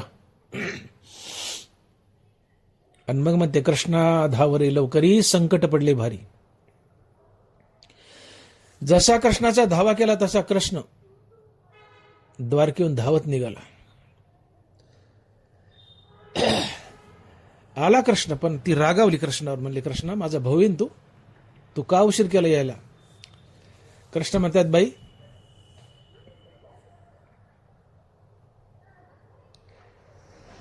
मी गरुडावर आलो, द्वारकेतून आलो, माझ्या गरुडाला 5-10 मिनिट लागतीलच ना. तो हृदयातल्या कृष्णाला हाक मारली असती, मी डायरेक्ट आला असतो. पण तो द्वारकेतल्या कृष्णाला हाक मारली, म्हणून माझ्या गरुडाला 10 मिनिट लागले, मला उशीर झाला. कृष्ण आठवला आणि आला. तिला सुरुवातीला कृष्ण आठवेना, गोंधळी होती. नातेवाईकाचा, नवऱ्याचा धावा करत होती, कुणी मदतीला. शेवटी कृष्ण आठवला. का आठवला? हा सगळा प्रकार रुक्मिणी माता द्वारकेत बसून बघत होत्या की द्रौपदी असहाय्य आहे. नातेवाईकाचा धावा करते, नवऱ्याचा धावा करते, स्वतः प्रयत्न करते, पण वस्त्रहरण थांबवता येत नाही. हिला कृष्णाचं नाव आठवणार, कृष्णाचा धावा करी नाही, हिला कृष्ण आठवणार. देवाचं नाव तोंडात येणं अवघड असते. गोंधळी, घाबरली, सगळ्याचा धावा करते, देवाचा धावा करी नाही. हे रुक्मिणी मातेने ओळखलं. आणि रुक्मिणी मातेने द्वारकेतून एक कमळाचं फूल फेकलं आणि त्या फुलाचा द्रौपदीच्या गालाला स्पर्श केला. जसाच त्या कमळाच्या फुलाचा द्रौपदीच्या गालाला स्पर्श झाला, तिला पटकन रुक्मिणी माताही आठवली आणि कृष्णही आठवला. का? रुक्मिणी मातेने फुलाचा द्रौपदीच्या गालाला स्पर्श केला, याचा अर्थ आपली सतसंगती रुक्मिणीने द्रौपदीला घडवली. रुक्मिणी संत होती, जरी देवाची बायको आहे, देवी आहे, पण रुक्मिणी संत होती. तुम्हाला माहिती आहे संत कोण असतो? जो सातत्याने देवाच्या चरणावर बसलाय, ज्याचं मन सातत्याने देवाच्या चरणावर स्थिर आहे, तो संत असतो. रुक्मिणी कृष्णाच्या चरणावर आहे. रुक्मिणीने आपलं मन कृष्णाच्या चरणावर स्थिर केलंय. मग रुक्मिणी जरी देवी असली, आमची आई असली, तर रुक्मिणी अगोदर संत आहे. आणि या रुक्मिणीने आपली सतसंगती द्रौपदीला घडवली. आणि जशी सत्संगती या संतरूपी रुक्मिणीची घडली द्रौपदीला, तात्काळ तिला कृष्ण आठवला. आणि मग कृष्णा धावरे लवकरी. कृष्ण गेला, वस्त्रहरण रोखलं, साड्या पुरवल्या. मला सांगायचं हे की ज्या गोंधळलेल्या द्रौपदीच्या तोंडात देवाचं नाव येईना, देवाला बोलविना, आणि देव येईना बोलल्याशिवाय, देवाला बोलविना, देवाचं नाव ध्यानात येईना, देवाची आठवण होईना. पण रुक्मिणीने घडवलेल्या सतसंगतीमुळे द्रौपदीला देवाची आठवण झाली, देवाचं नाव तोंडात आलं. सतसंगतीने भक्ती घडते, सतसंगतीने देवाचं नाव तोंडात येतं. म्हणून सतसंगतीत या, परमार्थ घडेल. कीर्तनात या, प्रवचनात या, हरिकथेत या, बसा. सतसंगतीने परमार्थ घडतो, सतसंगतीने मुखात हरिनाम येतं. आणि एकदा मुखात हरिनाम आलं की मनाला कळतं की हरिनामात गोडी आहे, हरिनामातच गोडी आहे. मग मी वेड्यासारखं विषयामध्ये का धावतोय? हरिनामातच गोडी आहे किंवा हरिनामातही गोडी आहे हे मनाला कळालं की ते हरिनामातच रममान होतं, हरिनामाला चटावतं आणि त्याला विषयाचा तिटकारा येतो.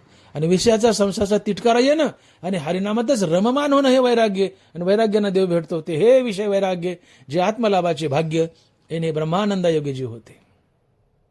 हा अभ्यास योग आहे. अभ्यास योगानं देव भेटला. हरिनामाचा अभ्यास करा. ठीक आहे, इंद्रिय बलवान आहेत, हरिनामाचा अभ्यास करा, देव भेटेल.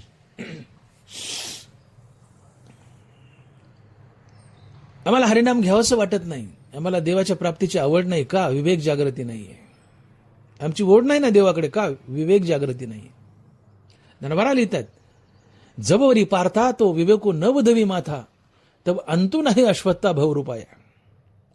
जबवरी पार्था तो विवेको नवभवी माथा तब अंतु नाही अश्वत्था भवरूपाया. अर्जुना, जोपर्यंत तुमचा विवेक जागा होत नाही तोपर्यंत तुम्ही संसार जिंकू शकत नाहीत. संसार बंधनात अडकून राहतात, जन्म मरणाच्या फेऱ्यात फिरत राहतात. विवेक जागा झाला तरच तुम्ही संसार जिंकू शकता, अन्यथा नाही. मग हा विवेक काय? तर मी देह नसून आत्मा आहे, जगत मिथ्या आहे. मी देह नसून आत्मा आहे, तो आत्मा मी आहे, तो आत्मा मला बनायचं, ही विवेक जागृती आहे. मला देव बनायचं, ही विवेक जागृती. जगत आसार आहे, फक्त भगवंत सार आहे, तो सार भगवंत मी आहे, तो भगवंत मला बनायचे, ही विवेक जागृती आहे. आणि विवेक जागृती तेव्हा होते ज्यावेळेस तुम्हाला या संसाराची देहाची अनित्यता कळते. जोपर्यंत संसाराची देहाची अनित्यता कळत नाही तोपर्यंत तुमचा विवेक जागाच होत नाही आणि संसार बंधने जात नाही. ज्या दिवशी संसाराची आणि देहाची अनित्यता कळते त्या दिवशी विवेक जागा होतो आणि तुम्ही आपोआप भगवत नामाकडे झुकता. दरबारा लिहित आहेत, विखे रांदिली रससोय ते जेवणारा ठाऊई होय, ते ताटरची सांडोनी जाय जियापरी. तैसे संसारा या समजता जाणीजे जे अनित्यता ते वैराग्य दवडिता पाठी लागे. ते वैराग्य दवडिता पाठी लागे. एक मनुष्य जेवायला बसलाय, तोंडात घास घालणार तेवढ्यात त्याला कोणतरी येऊन कानात सांगितलं, ए मामा खाऊ नको, याच्यात विष घातलंय. तो मनुष्य ताटावून उठला आणि नुसता माघारी गेला नाही, तर ते ताटाची सांडवणी जाय जियापरी. या अन्नात विष आहे, हे विष खाल्लं, हे अन्न खाल्लं तर मी मरेल, हे त्या माणसाला खात्रीने कळालंय. तो नुसता निघून गेला नाही, ताट उलथ पालथ करून निघून गेला. तसं ज्या दिवशी तुम्हाला कळेल खात्रीने की संसार माझ्यासाठी मारक आहे, संसार अनित्य आहे, मी संसाराचा अंश म्हणून मी अनित्य आहे, हा संसार माझ्यासाठी मारक आहे, हे ज्या दिवशी खात्रीने कळेल तुम्ही त्या माणसासारखं संसार उलथापालथा करताना निघून जाता. आणि ज्या दिवशी संसाराची देहाची अनित्यता कळते ते वैराग्य लंडासारखं मागं लागतं, त्याला काठीने हल्ले तर निघून जात नाही आणि वैराग्याने देव भेटतो. ते हे विषय वैराग्य जे आत्मलाभाचे भाग्य येणे ब्रह्मानंदायोगी जी होते. जीवनाची अनित्यता कळू द्या. मी मरकाय, संसार मरकाय, मी संसाराचा अंश आहे म्हणून मी मरकाय, मी मरणार आहे, मी मरणार आहे, हे चित्तात घोळावं. सातत्यानं मरण डोळ्यापुढे ठेवून जगा. मृत्यूला विसरू नका. मृत्यूचा विसर म्हणजे संसार बंधन, मृत्यूचा आठव ही मुक्ती आहे. मृत्यूचा आठव तुम्हाला मोक्षाकडे नेतो. कारण मृत्यूचा आठव नित्य डोळ्यापुढे ठेवला तर मृत्यूच्या स्मरणाने तुमची दुष्कृत्य घडून पडतात. मृत्यूच्या नित्य स्मरणाने तुमच्या मुखात हरिनाम स्थिरावतं. मृत्यूच्या नित्य स्मरणानं तुम्ही सत्कर्म करता. मृत्यूच्या नित्य स्मरणानं तुमच्या जीवनात विवेक वैराग्य येतं आणि या विवेक वैराग्यानं देव भेटतो. ते हे विषय वैराग्य जे आत्मलाभाचे भाग्य येणे ब्रह्मानंदायोगी जी होते. आणि म्हणून विवेक जागृती हवी आहे. आणि ही विवेक जागृती ही सत्संगतीने हरिनामानच होते, पुण्यानं होते. आणि सदैव सत्संगतीत या. इच्छा नसेल तरी कथेत या, बसा, कीर्तनात बसा, प्रवचनात बसा. सांगणारा कसा आहे सांगू, भारी कीर्तनकार असो हलका असो त्याचं काही घेणं देणं नाही. तो विठ्ठल विठ्ठल म्हणतोय ना, त्याच्या मागे विठ्ठल विठ्ठल म्हणा. आपल्याला विठ्ठल विठ्ठल म्हणण्याशी मतलब आहे, सत्संगतीशी मतलब आहे. त्याच्या कीर्तनाची शहानिशा पुन्हा करा. चांगलं सांगितलं का बेकार सांगितलं. आजकाल कीर्तनातून चांगलं सांगणे राहिलेच नाहीत. कीर्तनाचा तमाशा केला या लोकांनी. सगळे विनोदन चावट जोकच आहेत. अभंगाला धरून कोणी बोलतच नाही. अभंगाची खुंटी करायची, अगळपगळ पंचेट गप्पा सांगायच्या 1 तासभर, आणि मग शेवटी म्हणायचं वेळच संपला राव, काय करावं आता. भरपूर बोलायचं आपल्याला अभंगावर, पण वेळच नाही. अरे तुला दिवा पाजळायचा तर सुरुवातीपासून बोल ना मग अभंगावर. पंचेट गप्पा कशाला हाणतो, तुला लयच येतं येतं. तासभर पगड गप्पा हाणायच्या, विनोद सांगायचे, आणि हळूच अभंगाकडेचं शेवटी 10-20 मिनिटात, आणि म्हणायचं वेळच संपला राव, लय बोलायचं होतं. अभंगाची खुंटी करतात, अभंगाबद्दल बोलतच नाहीत, बाकीचंच पांचेट बोलतात. फार कमी महाराज आहेत की जे अभंगावर बोलतात, अभंग रितसर सोडवतात. उगं वंशावळी सांगत बसायची. भोवताले आहेत आपल्या महाराज, इकडची वंशावळी तिकडची वंशावळी, हा इथं जन्माला तो तिथं जन्माला, भाकड कथा सांगायच्या, आणि मग शेवटी म्हणायचं वेळ नाही, अभंगाला मी न्याय दिला नाही, बघू पुढच्या वेळेस. म्हणजे पुढची बुकिंग करून ठेवायची पंचेट गप्पा मारायला. पहिल्या 0 सेकंदा शिराणा अभंगात तुकोबारांचे पहिला शब्द दिलाय, पकडा त्याला, घुसा त्यात, करा चिंतन त्याच्यावर. असो, कीर्तनकार कसं कीर्तन सांगू, त्याच्या संगतीत गेलं हरिनाम घ्यायला मिळते, हरिनामाचा अभ्यास होतोय, हरिनामाचा अभ्यास वाढत जातोय. हा हरिनामाचा अभ्यासच तुम्हाला हरी बनवतो. म्हणून सतसंगतीत या. आणि परमार्थ अंतरंगाचा असावा, बहिरंगाचा नाही. सध्या परमार्थ बहिरंगाचा झालाय. पॉश सदरा, पॉश धोतर, पॉश टोपी, पॉश पटका, ते चालणं हलणं डुलणं, कीर्तन करायचं, प्रवचन करायचं, कथा करायचं, लोकांकडून पाय पडून घेणं, लोकांकडून आदरातिथ्य करून घेणं, वाहवा करून घेणं, मोठे मोठे पाकिट घेणं, कथा कीर्तन केल्यावर माळा घालणं, गंध लावणं. तुका म्हणे नको वरपंगी देवा, वरवरचा परमार्थ बहिरंगी आहे. परमार्थ अंतरंगी असावं. करतात बहिरंगी करू द्या, ज्याला बहिरंगी करायचा करू द्या, नुकसान त्यांचंच होईल. परमार्थ अंतरंगी असावा. आणि अंतरंगी परमार्थ म्हणजे चित्ताला देवाच्या दिशेनं नेणं, चित्ताला हरिनामाच्या दिशेनं नेणं, हा अंतरंगी परमार्थ आहे. आणि मग ज्ञानोबा लिहितात की कवने एके मिसे चित्त माझ्या ठाई प्रवेशे, इतुले हो मग अपेसे मी होणे असे. कवने एके मिसे चित्त माझ्या ठाई प्रवेश. कोणत्या का निमित्त नव्हे ना, चित्त भगवंताच्या स्वरूपाच्या ठिकाणी जडून राहो, भगवंताच्या नामाच्या ठिकाणी जडून राहो.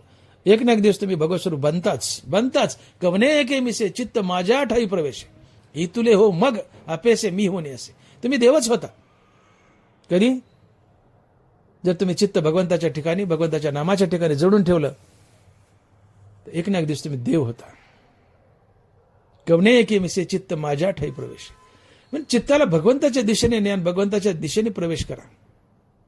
आणि म्हणून अभ्यासयोगात ज्ञानोबा बोलले की मग भोगातून निघता चित्त मज माझी रिगता, हळूहळू पंडू सुता मीची होसेल. अभ्यासयोगानं चित्त भगवंतात शिरतं, भगवंताच्या दिशेने जातं, भगवंतात शिरतं, आणि ते भगवत स्वरूप बनतं. चित्ताचं भगवत स्वरूप बनणं, चित्ताचं चैतन्य बनणं हीच मुक्ती असते. मनाचं चैतन्य बनणं हीच मुक्ती असते. अहंकार असेल मनाचा, मनपणा नाहीसं होणं हीच मुक्ती असते. आणि म्हणून परमार्थ अंतरंगाचा असावा, भगवत प्राप्तीची ओढ असावी. ज्यांच्यात ओढ नाही, ज्यांना परमार्थाची आवड नाही, तुकोबाराय म्हणतात तुम्ही हरिनामाचा अभ्यास करा, तुम्हाला ओढ लागेल हरिनामाची, परमार्थाची. या हरिनामाचा अभ्यास करा.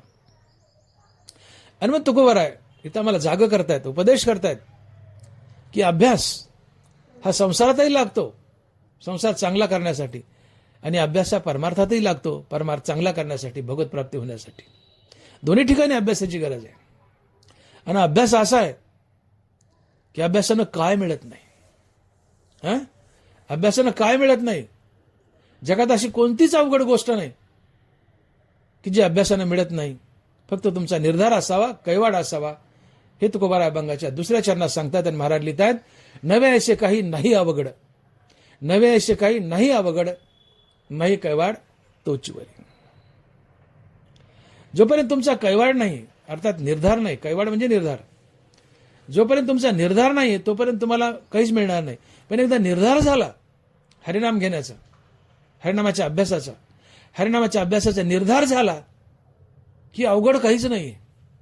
तुम्हाला देव भेटतोच. म्हणून निर्धार संसारातला असो परमार्थातला असतो. निर्धार झाला की संसारिक वस्तूची प्राप्ती होते, परमार्थिक वस्तू अर्थात देवाची प्राप्ती होते. निर्धार असावा, निर्धार असावा. निर्धार नाही तोपर्यंत काही मिळत नाही, पण निर्धार झाला की सगळं मिळतं. हनुमान महाराज म्हणतात, नवे ऐसे काही नाही अवघड, नाही कैवाड तोचीवरी. निर्धार नाही तोपर्यंत अवघड आहे, पण निर्धार झाल्यावर काहीच अवघड नाही, सगळं सोपं आहे. हरिनामाचा निर्धार करा, हरिनामाचा अभ्यास करा. मग काय फायदा होतो? तुकोबारा लिहितात, आवडी विठ्ठल गायजे एकांती, अलभ्यते येती लाभ घरा. आवडी विठ्ठल गायजे एकांती, अलभ्यते येती लाभ घरा. आवडीनं एकांतात विठ्ठलाचं नाम घ्या, फायदा काय? अलभ्यते येती लाभ घरा. विठ्ठलाची प्राप्ती अवघड आहे, पण निर्धार केलाय विठ्ठल नाम घेण्याचा, विठ्ठलाची प्राप्ती सोपी झाली आणि अलभ्य लाभ घरात आले. विठ्ठलाच्या नामानं, विठ्ठलाच्या अभ्यासानं अलभ्य लाभ घरात आले. अलभ्य लाभ काय? एरवी तुमची आमची जर भेट झाली कोणाची मित्राची, बऱ्याच दिवसांनी आम्ही बोलून जातो, अलभ्य लाभ झाला बाबा, तुम्ही भेटले, अलभ्य लाभ झाला बाबा. अरे ती भेट अलभ्य लाभ नाही. तुम्ही दोघं मरकेत, आणि मरकेची भेट ही अलभ्य लाभ नसतो. जे मरत नाही त्याची प्राप्ती हा अलभ्य लाभ असतो. आणि म्हणून अलभ्य लाभ म्हणजे काय? तर माणसाच्या जीवनात हरिनाम येणं हा अलभ्य लाभ आहे. माणसाच्या जीवनात विवेक वैराग्य येणं हा अलभ्य लाभ आहे. माणसाच्या जीवनात सद्गुरूची भेट होणं हा अलभ्य लाभ आहे. माणसाला आत्मज्ञान होणं श्रीगुरु कृपेने हा अलभ्य लाभ आहे. माणसाला मुक्ती मिळणं श्रीगुरु कृपेने हा अलभ्य लाभ आहे.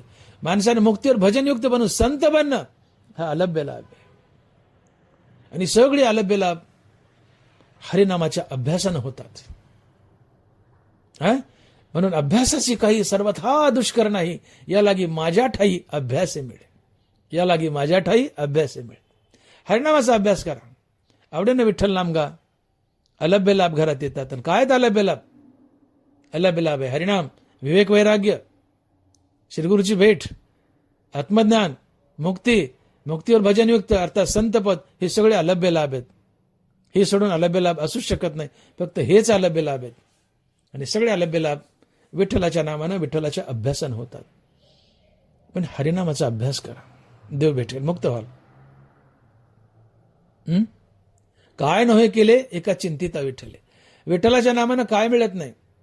प्रत्येक गोष्ट मिळते. काय नव्हे केले एका चिंतिता विठ्ठले. असाध्य ते साध्य करिता सायास कारण अभ्यास तुका म्हणे. कोणतीही असाध्य गोष्ट साध्य होते अभ्यासानं. मग विठ्ठलाचा अभ्यास करा ना, हरिनामाचा अभ्यास करा ना, तुम्हाला असाध्य ते साध्य होईल. असाध्य देव मिळेल, तो साध्य होईल. म्हणून काय नव्हे केले एका चिंतिता विठ्ठले. अवघे लाभ होती एका चिंतने, नाम संकीर्तने गोविंदाच्या. कृष्ण गोविंदाच्या नामानं अवघे लाभ होतात, अलभ्य लाभ होतात. असाध्य साध्य होतं. तुम्हाला द्रष्टावर विजय मिळवता येतो. आणि ग्रंथोपजीवे विशेषी लोकीये द्रष्ट विजय व्हावाचे. किंबहुना सर्व सुखी पूर्ण होईन ती लोकी भजिजो आदिपुरुखी अखंडित. आणि ग्रंथोपजीवे विशेषी लोकीये द्रष्ट विजय व्हावाचे. तुम्ही आदिपुरुष नारायणाला, कृष्णाला भजा, हरिनाम घ्या आणि ज्ञानेश्वर सारखं जीवन जगा. फायदा काय? द्रष्ट विजय व्हावेजे. द्रष्ट म्हणजे संसारातल्या वस्तूची प्राप्ती, अद्रष्ट म्हणजे न दिसणारा देव भेटणे, याला म्हणायचं द्रष्ट विजय व्हावेजी. हे कशाने? द्रष्ट विजय केवळ हरिनामाच्या अभ्यासानं. हरिनामाचा अभ्यास करा, हरिनाम घ्या, द्रष्टा विजय मिळेल. संसारात तर बरकत येईल, पण न दिसणारा देवही भेटेल. अभ्यास, असाध्य ते साध्य करिता अभ्यास कारण तुका म्हणे. अभ्यासाच्या बळावर संसारात आणि परमार्थात तुम्ही काही मिळू शकता, काही मिळू शकता, दोन्ही ठिकाणी. हनुमान महाराज म्हणतायत की नवे असे काही नाही अवघड, नवे असे काही नाही अवघड, नाही कैवाड तोचीवरी. तुमचा निर्धार नाही अभ्यास करण्याचा तोपर्यंत अवघड आहे, पण एकदा निर्धार झाला अभ्यास करण्याचा, मग तो कशाचाही असो, तुमच्यासाठी काही अवघड नाही. अशक्य पराकटीतील गोष्ट तुम्ही सहज प्राप्त करू शकता, असाध्य तुम्ही साध्य करू शकता. म्हणून निर्धार करा अभ्यासाचा, आणि त्यातली त्यात हरिनामाचा निर्धार करा. हे महत्वाचं आहे, संसारापेक्षा परमार्थ महत्वाचा आहे. हरिनामाचा निर्धार करा, हरिनाम घ्या, हरिनामाचा अभ्यास करा, देव भेटेल की जो भेटणं अवघड आहे.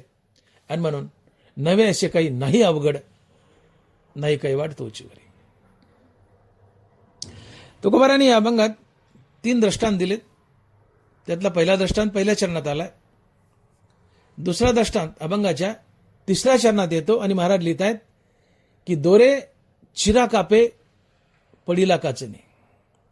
दोरे चिरा कापे पडिला काचनी, अभ्यासी सेवनी विष पडे. हे अभ्यासाचं उदाहरण आहे. अभ्यास म्हणजे प्रयत्न.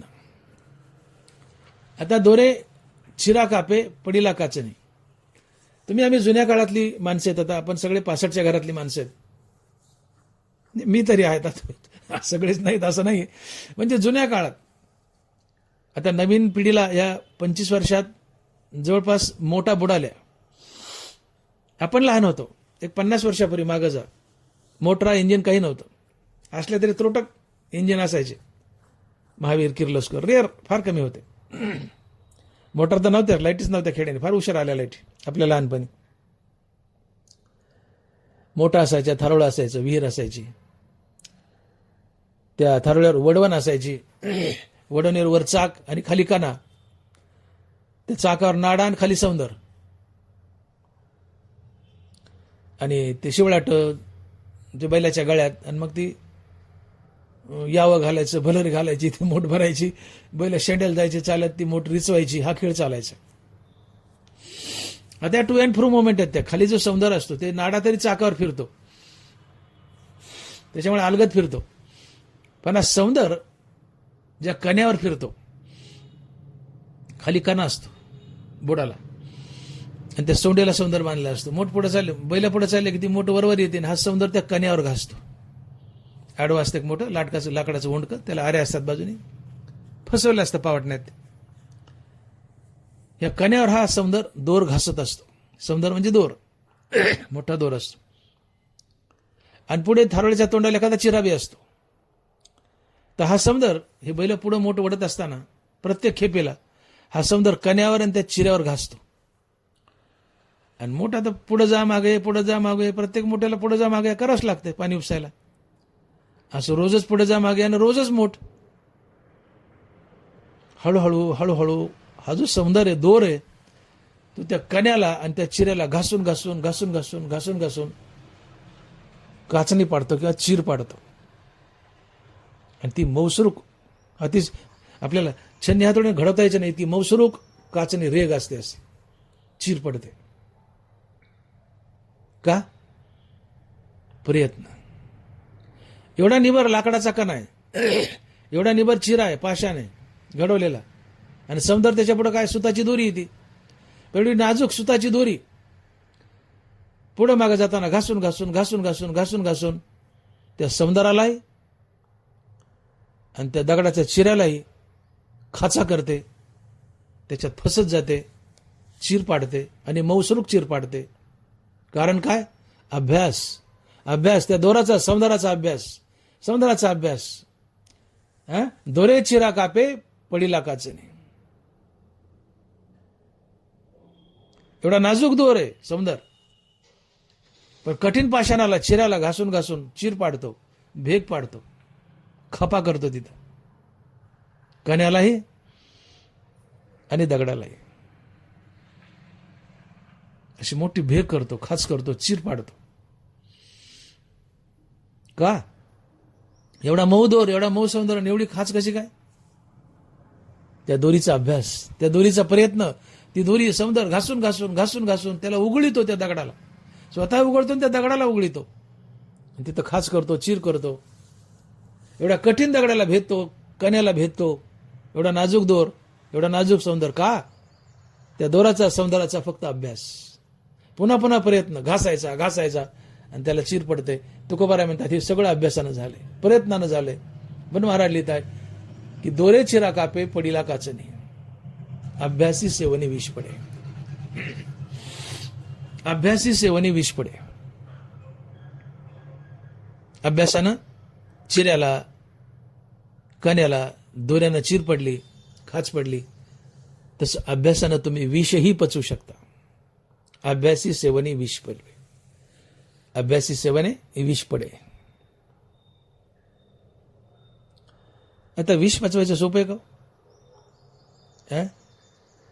ते सापाचं विष किंवा हे ऑर्गन फॉस्फरस पिकवर मारतात वगैरे, एंड्रीन फिंड्रीन, अनेक प्रकारचे विष आहेत. त्याला इंड्रेस म्हणायचे पहिले, लोकांना म्हणता यायचं नाही एंड्रीन, खरं नाव एंड्रीन पण त्याला म्हणायचे इंड्रेस.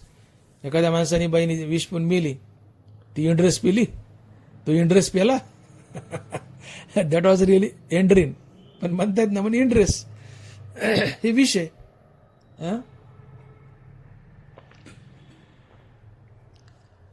सापाचं विष घ्या. तुकोबारा लिहितायत, साधुनी बचनाग खाती तोळा तोळा, साधुनी बचनाग खाती तोळा तोळा, अनेका ते डोळा न पहावे.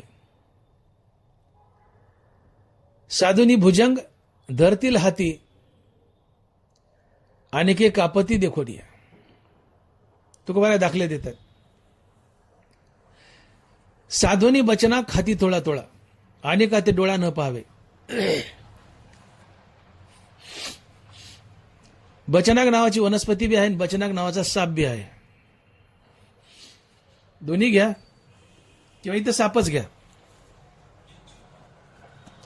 इथं जास्त प्रॉपर साप वाटतो. बचनाग नावाचा एक नाग असतो, त्याला बच्चा नाग म्हणतात. ग्रामीण भागात बच्चा नाग आहे म्हणतात. तो उडतो म्हणे, उडून चावतो, तो बच्चा नाग.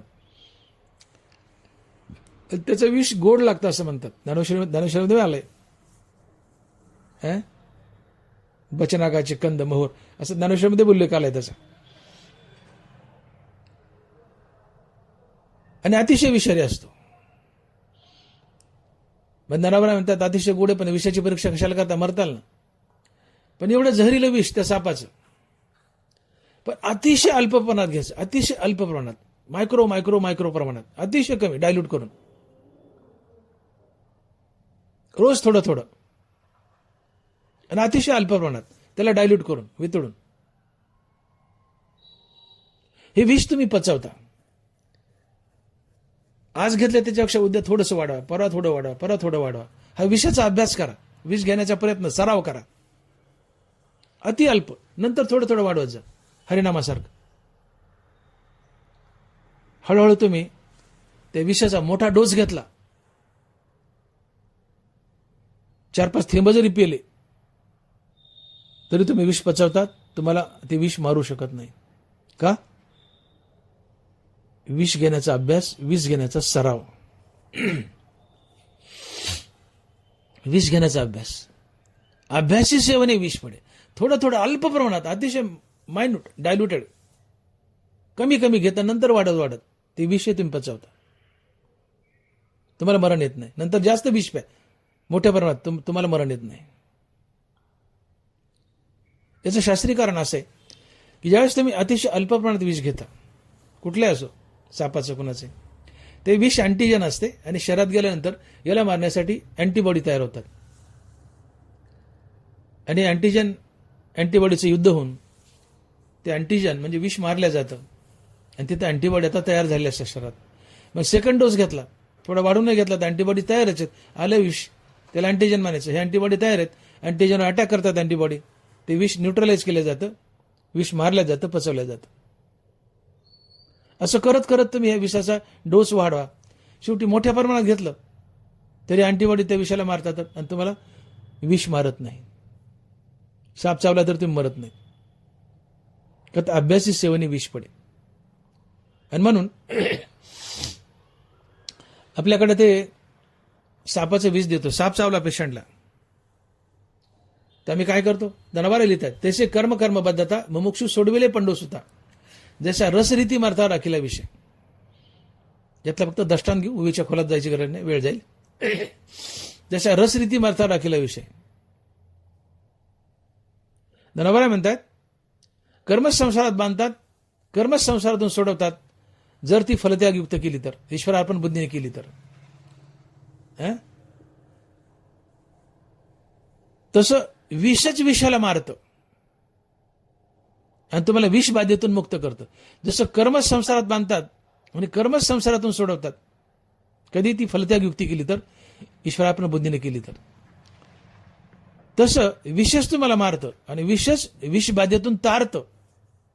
कधी? ते विष जर थोडंसं मॉडिफाईड स्वरूपात दिलं तर, की ज्याला आम्ही ASV म्हणतो, अँटी स्नेक वेनम. साप चावल्यानंतर पेशंट आल्यानंतर आम्ही लोक काय करतो, त्याला सलाईन लावतो आणि त्या सलाईनच्या बाटलीत ते ASV नावाचं औषध टाकतो, जे सापाचं विष उतरण्याचं औषध असतं. पण ते सापाचंच विष असते. त्या बाटलीत टाकलेलं ASV नावाचं औषध, अँटी स्नेक वेनम, ते सापाचंच विष आहे, पण थोडंसं मॉडिफाईड स्वरूपातलं, बदललेलं स्वरूपातलं. आणि हे बाटलीत टाकलेलं सापाचं विषच शरीरात गेलेल्या विषाला मारतं. का? तर त्या बाटलीतल्या सलाईनच्या बाटलीत टाकलेलं जे विष आहे मॉडिफाईड, त्यात अँटीबॉडीज असतात. आणि शरीरात सापाचं विष गेले चावल्यावर ते अँटीजन असतात. हे अँटीजन अँटीबॉडी रिॲक्शन होते. हे अँटीबॉडीज हे विषरूपी अँटीजनला न्यूट्रलाइज करते, मारून टाकते आणि विष उतरवते. हे झालं वैद्यकीय शास्त्रातलं. आम्ही काय करतो आता, हे अँटी स्नेक वेनम कसं तयार करतात? सापाचं थोडंसं विष घोड्याला टोचायचं, उद्या अजून थोडंसं वाढवायचा डोस घोड्याला टोचायचं, अल्प प्रमाणात सुरू करायचं आणि वाढवत जायचं आणि घोड्याला टोचायचं. घोड्याच्या अंगात विष घालायचं, अति अल्प सुरू करून वाढवत जायचं. मग त्या पहिल्या डोसला अँटीबॉडीज तयार होतात, पुन्हा दुसऱ्या डोसला पुन्हा अँटीबॉडीज विष मारतं आणि अँटीबॉडीज त्या घोड्याच्या अंगात सगळ्या अँटीबॉडीज फिरतात. आणि शेवटी घोड्याच्या अंगातलं रक्त काढून घ्यायचं. मरल एवढं नाही, जिवंत एवढं ठेवायचं, बाकी काढून घ्यायचं. आता रेडीमेड अँटीबॉडीचं औषध आलं घोड्याच्या रक्तातून, आणि घोड्याच्या रक्तातून काढलेलं अँटीबॉडीज हे रक्त, याला अँटी स्नेक वेनम म्हणतात. आणि हे सापाचं विष मारायला सलाईनच्या बाटलीत टाकलं जातं. हे रेडीमेड अँटीबॉडीज आहेत. आणि सापाचं विष शरीरात गेलं ते अँटीजन आहे. हे रेडीमेड अँटीबॉडी सलाईनच्या बाटलीतल्या अँटीजनला मारतात, विषाला त्या न्यूट्रलाइज करतात अँटीजनला, अँटीबॉडी, आणि मग मनुष्य वाचतो. हे झालं वैद्यकीय शास्त्रातलं, शास्त्रोक्त.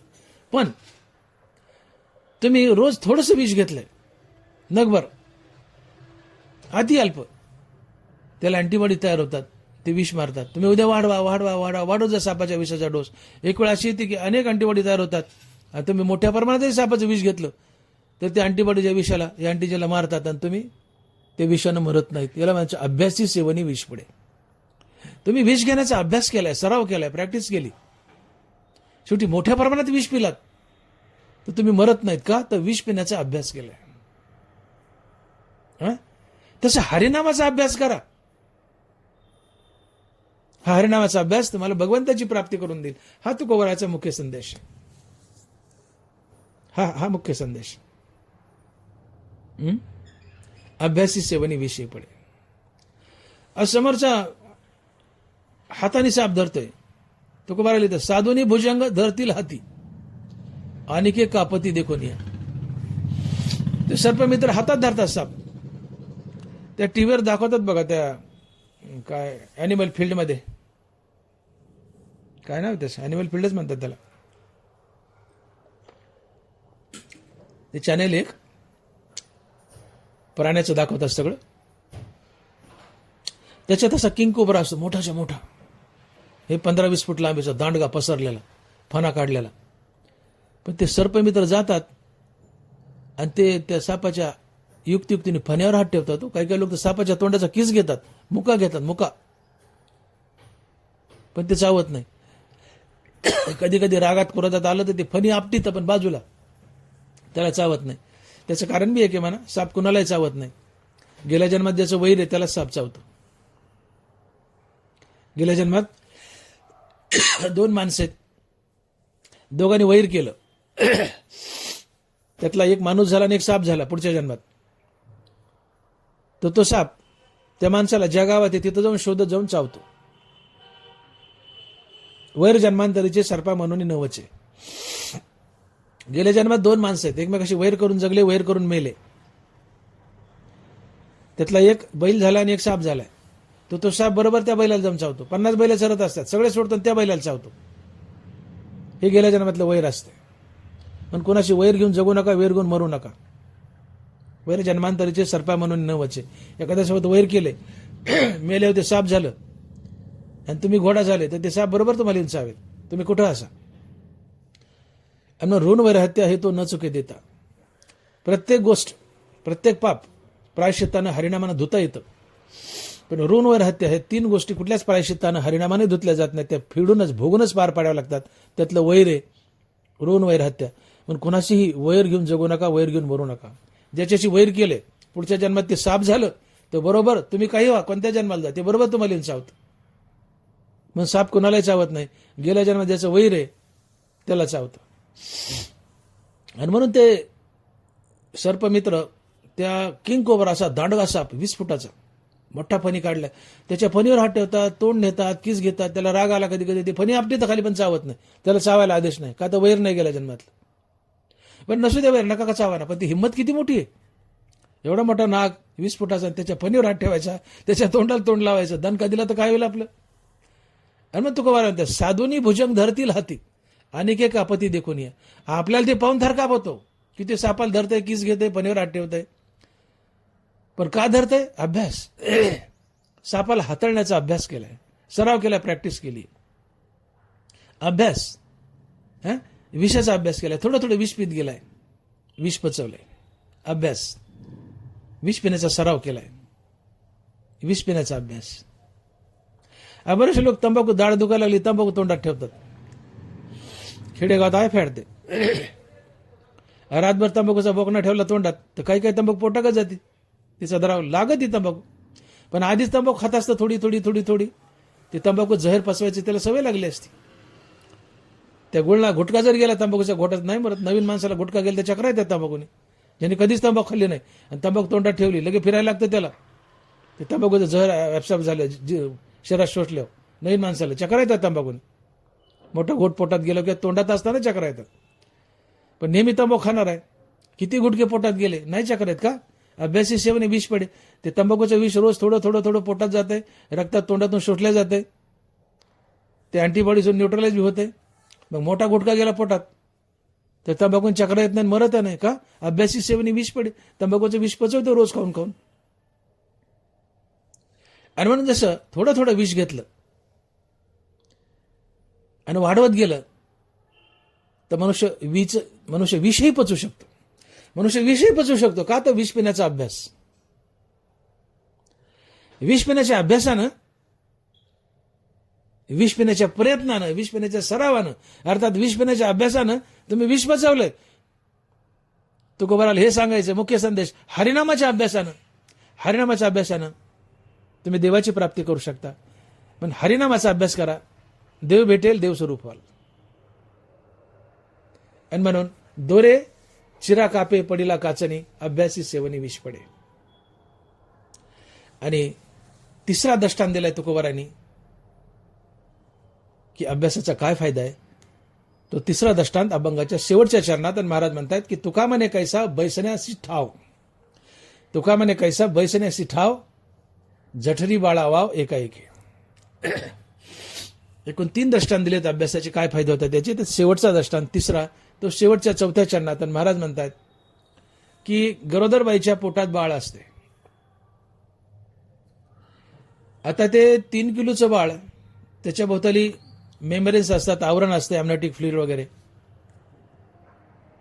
ते बाळाच्या भोवताली असलं आवरण, त्यात असलेलं पाणी, अमनॅटिक फ्लुइड, ते बाळाचा गर्भ, 1.5 फूट लांबी त्या बाळाची, त्याची साईज, त्याचं वजन, त्या पाण्याचं वजन, बाळच 3 किलोचं, आणि त्या पाण्याचं वजन, एवढं सगळं आणि एवढंसं पोट. पण त्या पोटात बाळ हळूहळू आपली जागा बनवतं. अयोरी 1 भाकर जास्त खाल्ली तर पोट तांगाडतं, 2 ग्लास पाणी जास्त पिलं तर पोट तांगाडतं, माणसाला हालता येत नाही. मग तीच बाई जेवण करते, पाणी पिते, आणि एवढं मोठं 3 किलोचं लेकरू, 1 किलोचं ते पाणी असतं, 4-5 किलो तिच्या पोटात सामावतं. तो गर्भ तिच्या पोटात सामावतो. कसा? तर त्या गर्भाचा अभ्यास, त्या गर्भाचा प्रयत्न. ते गर्भ प्रयत्न करतं काय? रोज ते थोडंसं वाढतंय. ते त्या पोटाच्या आवरणाला, गर्भाशयाला, युटेरसला ढकलत असतं. युटेरस एक्सपांड होतं, रिलॅक्स होतं, प्रसरण पावतं. सोबत अब्डॉमिनल लेअर, पोटाचे लेअर, ते एक्सपांड होतात, प्रसरण पावतात, वाढत जातात. आणि या प्रयत्नानं, अभ्यासानं ते पोटातलं, गर्भातलं बाळ आपली जागा आईच्या पोटात बनवतं. का? तर अभ्यास. एवढी स्पेस, एवढी जागा त्या आईच्या पोटात आहे का? मी बोललो ना, एक भाकर जास्त खाली, 2 ग्लास पाणी जास्त पिले तिचं पोट तंगाडते. मग भाकरी खाती, जेवणही करते, तरी एवढं मोठं 3 किलोचं बाळ आणि ते 2 किलोचं पाणी आपल्या पोटात कसं सामावून घेते? तिथं पोट का तंगाडत नाही? एवढी जागा आहे का बसायला तिच्या पोटात? एवढा वाव नाही, एवढी जागा नाहीये, तरीही ते गर्भातलं बाळ आणि ते पाणी हळूहळू हळूहळू हळूहळू प्रयत्नानं त्या पोटाला, गर्भाशयाला पुढे ढकलत आपली जागा बनवतं. ते बाळ जागा बनवतं पोटात आणि साठवून राहतं. का? ते एकच कारण, अभ्यास, अभ्यास आणि अभ्यास. आणि मग तुकोबाराय म्हणतायत की तुका म्हणे कैसा बैसण्यासी ठाव, जठरी बाळा वाव एकाएकी. विठोबाय रखुमाई, जय जय विठोबाय रखुमाई, विठोबाय रखुमाई, जय जय विठोबाय रखुमाई, विठोबाय रखुमाई, विठोबाय रखुमाई. याच्यामध्ये आपण अभंगाचा भावार्थ पाहिलाय. अगदी 2च मिनिटात अभंगाचा सार. तुकोबाराय म्हणतात, ओले मूळ भेदी खडकाचे अंग, अभ्यासाची सांग कार्यसिद्धी.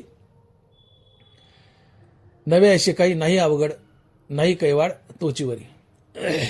दोरे चिरा कापे पडिला काचनी, अभ्यासे सेवनी विष पडे. तुका म्हणे कैसा बैसण्यासी ठाव, जठरी बाळा वाव एकाएकी. तुकोबारायांनी या अभंगातून अभ्यासाचं महत्व सांगितलंय, संसारिक आणि पारमार्थिक दोन्ही जीवाला. अभ्यास म्हणजे प्रयत्न, सराव, प्रॅक्टिस. कुठल्याही गोष्टीचा सराव, प्रयत्न म्हणजे अभ्यास. तर या ठिकाणी महाराजांनी 3 दृष्टांत दिलेत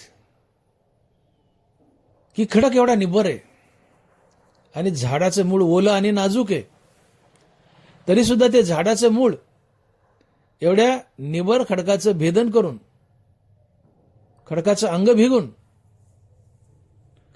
भेदून पाण्यापर्यंत जातं. का?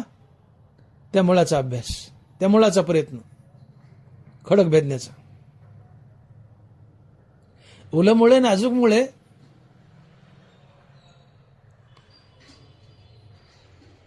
आणि कठीण खडक आहे. हे ओलं नाजूक मूळ त्या कठीण खडकाचं अंग भेदून खाली जातं पाण्यापर्यंत. कारण काय? त्या मुळाचा प्रयत्न, त्या मुळाचा खडक भेदण्याचा प्रयत्न, त्या मुळाचा अभ्यास. दुसरा दृष्टांत देतात. महाराज म्हणतात की एवढा नाजूक दोर सौंदर, पण मोठाच्या ठिकाणी मागं पुढं होऊन त्या कण्याला आणि त्या चिऱ्याला चीर पाडतो, खाच करतो, खड्डा करतो. कारण काय? तर त्या दोराचा, सौंदर्याचा अभ्यास, प्रयत्न. विषाने माणूस मरतो, पण थोडं विष पिलं, सराव केला, तर मनुष्य मोठ्या प्रमाणात विष पिला तरी मरत नाही. का? विष पिण्याचा अभ्यास. आईच्या पोटात बाळ आहे, आईच्या पोटात अजिबात जागा नाहीये. मी बोललो 2 भाकरी जास्त खाल्ले तर पोट तांगाडतंय, 1 ग्लास पाणी जास्त पिलं तर पोट तांगाडतंय. पण तेच आईचं पोट, त्याच्यामध्ये 3 किलोचा गोळा सामावतो, त्याच्याबाजूचं 2 किलोचं पाणी सामावतं, एमनियोटिक फ्लुइड. का? ते गर्भ, ते आतलं बाळ थोडं प्रयत्न करून ढकलून आईच्या पोटात आपली जागा बनवतो आणि तिथला टिश्यू, तिथले ऑर्गनी प्रसरण पावतात. का?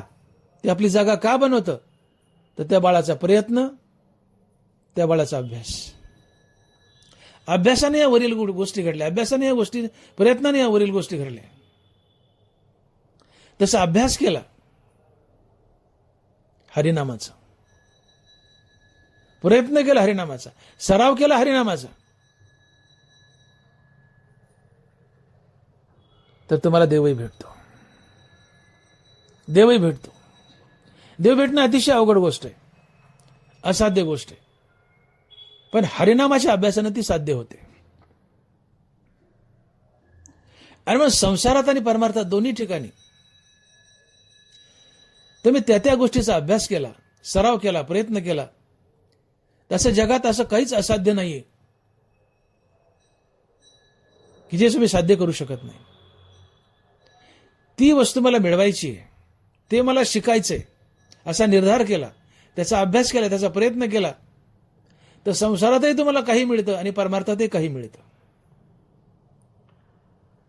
मग तुकोबारांनी संसारातली उदाहरणं दिली आहेत 3-4, पण तुकोबाराचा इशारा परमार्थाकडे. तुकोबाराला हेच सांगायचे की नाजूकसं ओलंमूळ खडकाचं अंग भेदतं,